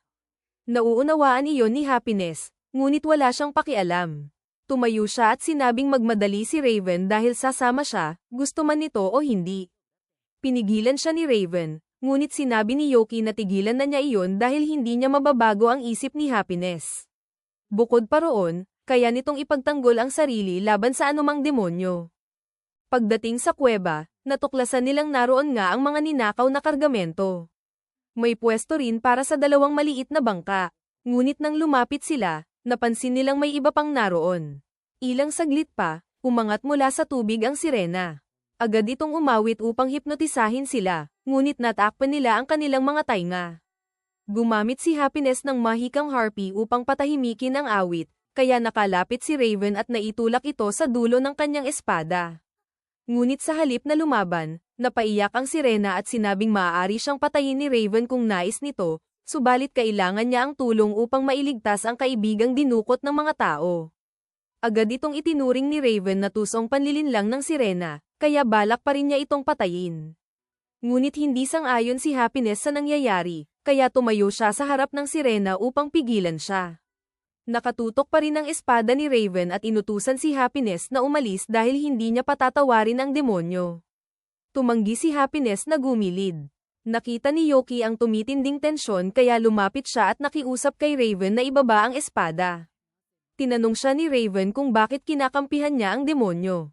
Sumagot si Yoki na wala siyang kinakampihan. Hindi niya hinihiling na patawarin ito. Alam niyang kung may demonyong nanakit sa mahal niya, hindi rin siya magdadalawang isip pumatay. Ngunit tila may dahilan ang sirena sa ginawa nito, kaya marapat lamang napakinggan muna bago hatulan. Sa huli, pumayag si Raven at ibinaba ang espada. Pagkatapos noon, nanghina ang mga tuhod ni Happiness dahil buong oras siyang nanginginig sa takot, lalo na nang itutok ni Raven ang espada sa kanya, na nagpaalala ng dati niyang trauma nang tangkain siyang ipagbili ng mga tao. Nang kumalma na siya, ipinakilala ni Yoki ang lahat sa sirena. Ngunit nananatiling galit si Raven at ayaw man lang itong tingnan. Ang pangalan ng sirena ay Chic. Ipinaliwanag niya na inutusan siya ng isang tao na umatake. Karaniwan, umiiwas sila sa mga tao, ngunit isang araw, nasalanta sila ng kaibigan niya ng malakas na bagyo at pagkaraan ay nabihag ng grupo ng mga tao. Isinalaysay ni Chic na dinukot ng pinuno ang kaibigan niyang si Misaki at tinakat siya. Susunod lamang siya sa utos kung nais pa niyang makita itong muli. Mula noon, pinatutalag niya ang mga tao tuwing inuutusan. Naniniwala si Yoki na nagsasabi siya ng totoo, ngunit ayaw maniwala ni Raven sa kahit anong salita ng isang demonyo. Nauunawaan ni Happiness ang pagdududa ni Raven at hindi niya inaasahang kalilimutan nito ang sakit na idinulot ng mga demonyo. Gayunman, nakiusap siyang pagkatiwalaan siya kahit ngayon lamang, sapagkat tiyak siyang nagsasabi ng totoo ang sirena. Sa wakas, pumayag si Raven na magsagawa ng panibagong investigasyon batay sa pahayag ni Chic. Natuwa si Happiness. Sinuri nila ang kuweba at agad na pagtantong isa itong bitag. Karamihan sa mga kahon ay walang laman, at ang mga hiyas na naroon ay peke at panlinlang lamang. Malamang ay nais silang painan dito. Habang abala sila sa huwad na kayamanan, dapat sana'y palihim silang patutulugin ni Chic upang matapos ng mga magnanakaw. Kung gayon, paparating na ang mga ito. Ilang saglit pa, nakita ang isang pangkat ng lalaki na papalapit sa kuweba, pinamumunuan ng mismong lalaking nagbigay ng impormasyon kay Raven. Nagtatawanan sila kung gaano kadaling naloko ang kapitan ng gabi, hanggang sa makita nilang nakaharap na nila ito. Bigla silang natahimik at nagkunwaring walang kasalanan. Alam na ni Raven na sila ang may kagagawan ng pagnanakaw at pagdukot sa inosenteng sirena. Hindi man niya balak silang patayin, sisiguraduhin niyang hindi magiging magaan ang pag-aresto. Sinubukan siyang kuyugin ng mga magnanakaw, ngunit higit ang husay niya sa espada. Ilang saglit lang, kalahati sa kanila ang bagsak. Tumakbo ang natira, ngunit hinarang na ni Yoki at Happiness ang daan. Gumamit si Happiness ng kanyang mga pamaypay at isang malakas na bugso ng hangin ang nagpatamba sa lahat. Nang magapos ang mga ito, nagdahilan silang ang sirena ang nag-utos sa kanila.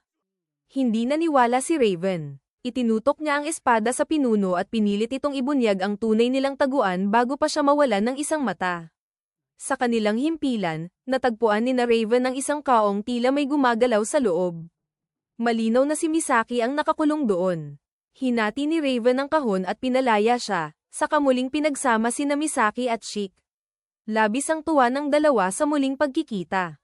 Bago umalis pa uwi, humingi ng paumanhin si Raven kay Misaki dahil muntik na niya itong mapatay kahit wala itong kasalanan. Nauunawaan ni Chic ang kanyang pagdududa at hindi siya nagalit, lalo't nailigtas niya ang kaibigan nito. Bilang pasasalamat, Hinalikan ni Chick si Raven sa pisngi, dahilan upang matulala siya at magselos si Happiness. Ayaw niyang magpahuli sa sirenang kakakilala lang nila, kaya nagpaumanhin siya kay Yoki at bigla itong itinulak pabagsak upang hindi siya makakita, saka hinalikan si Raven sa labi. Hindi man nakita ni Yoki ang nangyari, sapat na ang ekspresyon ni Raven upang maunawaan ng sino man ang ginawa ni Happiness.